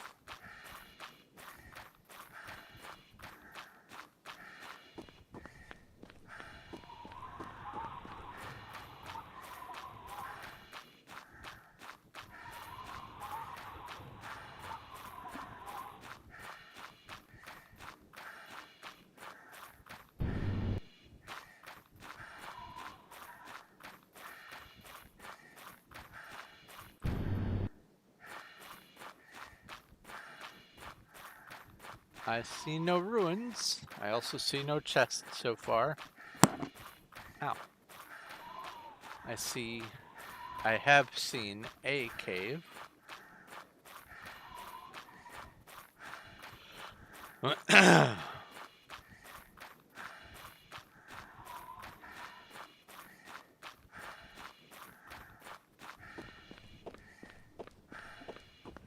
Frozen ammonia, that's what I tread upon.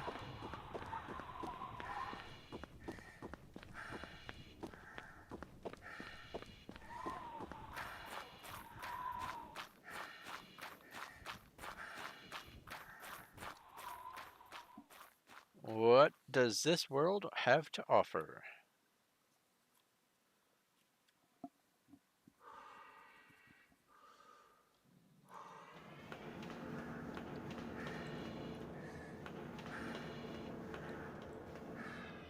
Sapphire.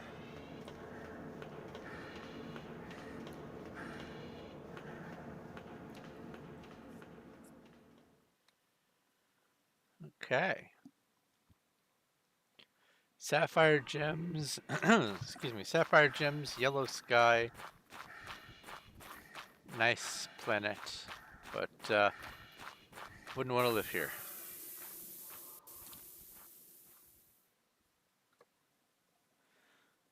So I think that this has been a very productive day so far. I am, as time goes on, getting successively hungrier and hungrier and hungrier, and I need to do something about that. And the only thing I can really do about that is spend some time cooking and making food. So I think that this is going to be the end of my streams for today, because I have other stuff that I need to take care of, as well as these stream tasks. So I am going to go ahead and wrap this up. Thank you very much, ever so much, for watching. Next stream tomorrow will be Wednesday, and that will be my Whatever Wednesday, where I will be doing whatever I want, which is this week. I'm continuing my Diablo 2 pacifist run with my sorceress and seeing what I can figure out about that, because I really am trying to do it spoiler free. There are some things that I just inherently know about the game or have discovered about the game that are important knowledge towards this run, but I'm trying to figure it out on my own as I go, sort of the hard way, because it's more fun for me that way. I may fail, I may succeed. I have no idea. That's part of the surprise. So that's something to look forward to. I have a different game going every day of the week, with the exception of Mondays and Thursdays, both being Minecraft. But Thursday is my project day on Performium, on the public Minecraft server Performium that I play on, which you can too if you would like. It is free to join. All you have to do is have Minecraft, and you can join and hang out and play Minecraft on Performium with me. On Mondays, however, which yesterday was Monday, is Mod Pack Monday, where I play one or more mod packs during the day. I either have, right now I've been going through Sky Factory 4, which is very fun, and also I have my own personal mod pack that I've been doing called Suffer the Dark, and I've made some changes to that to make it more player friendly, and I'm looking forward to testing that next week. But that's it for the Minecraft. Everything else is there's a different game every day of the week. Right now I am playing, well, starting with Sunday, it's Skyrim Sunday, Mod Pack Monday, Explorer Tuesday, that's what today is, Whatever Wednesday, and I'll be doing the Pacifist run for as many streams as that's going to take to either successfully do it or give up. And then Thursday is Project Thursday. Then Frontier Friday, I play a game called Dead Frontier 2. It is a dungeon crawler wrapped in the skin of the zombie apocalypse. And then Survival Saturday, right now I am playing 7 Days to Die on that game, or on that survival day.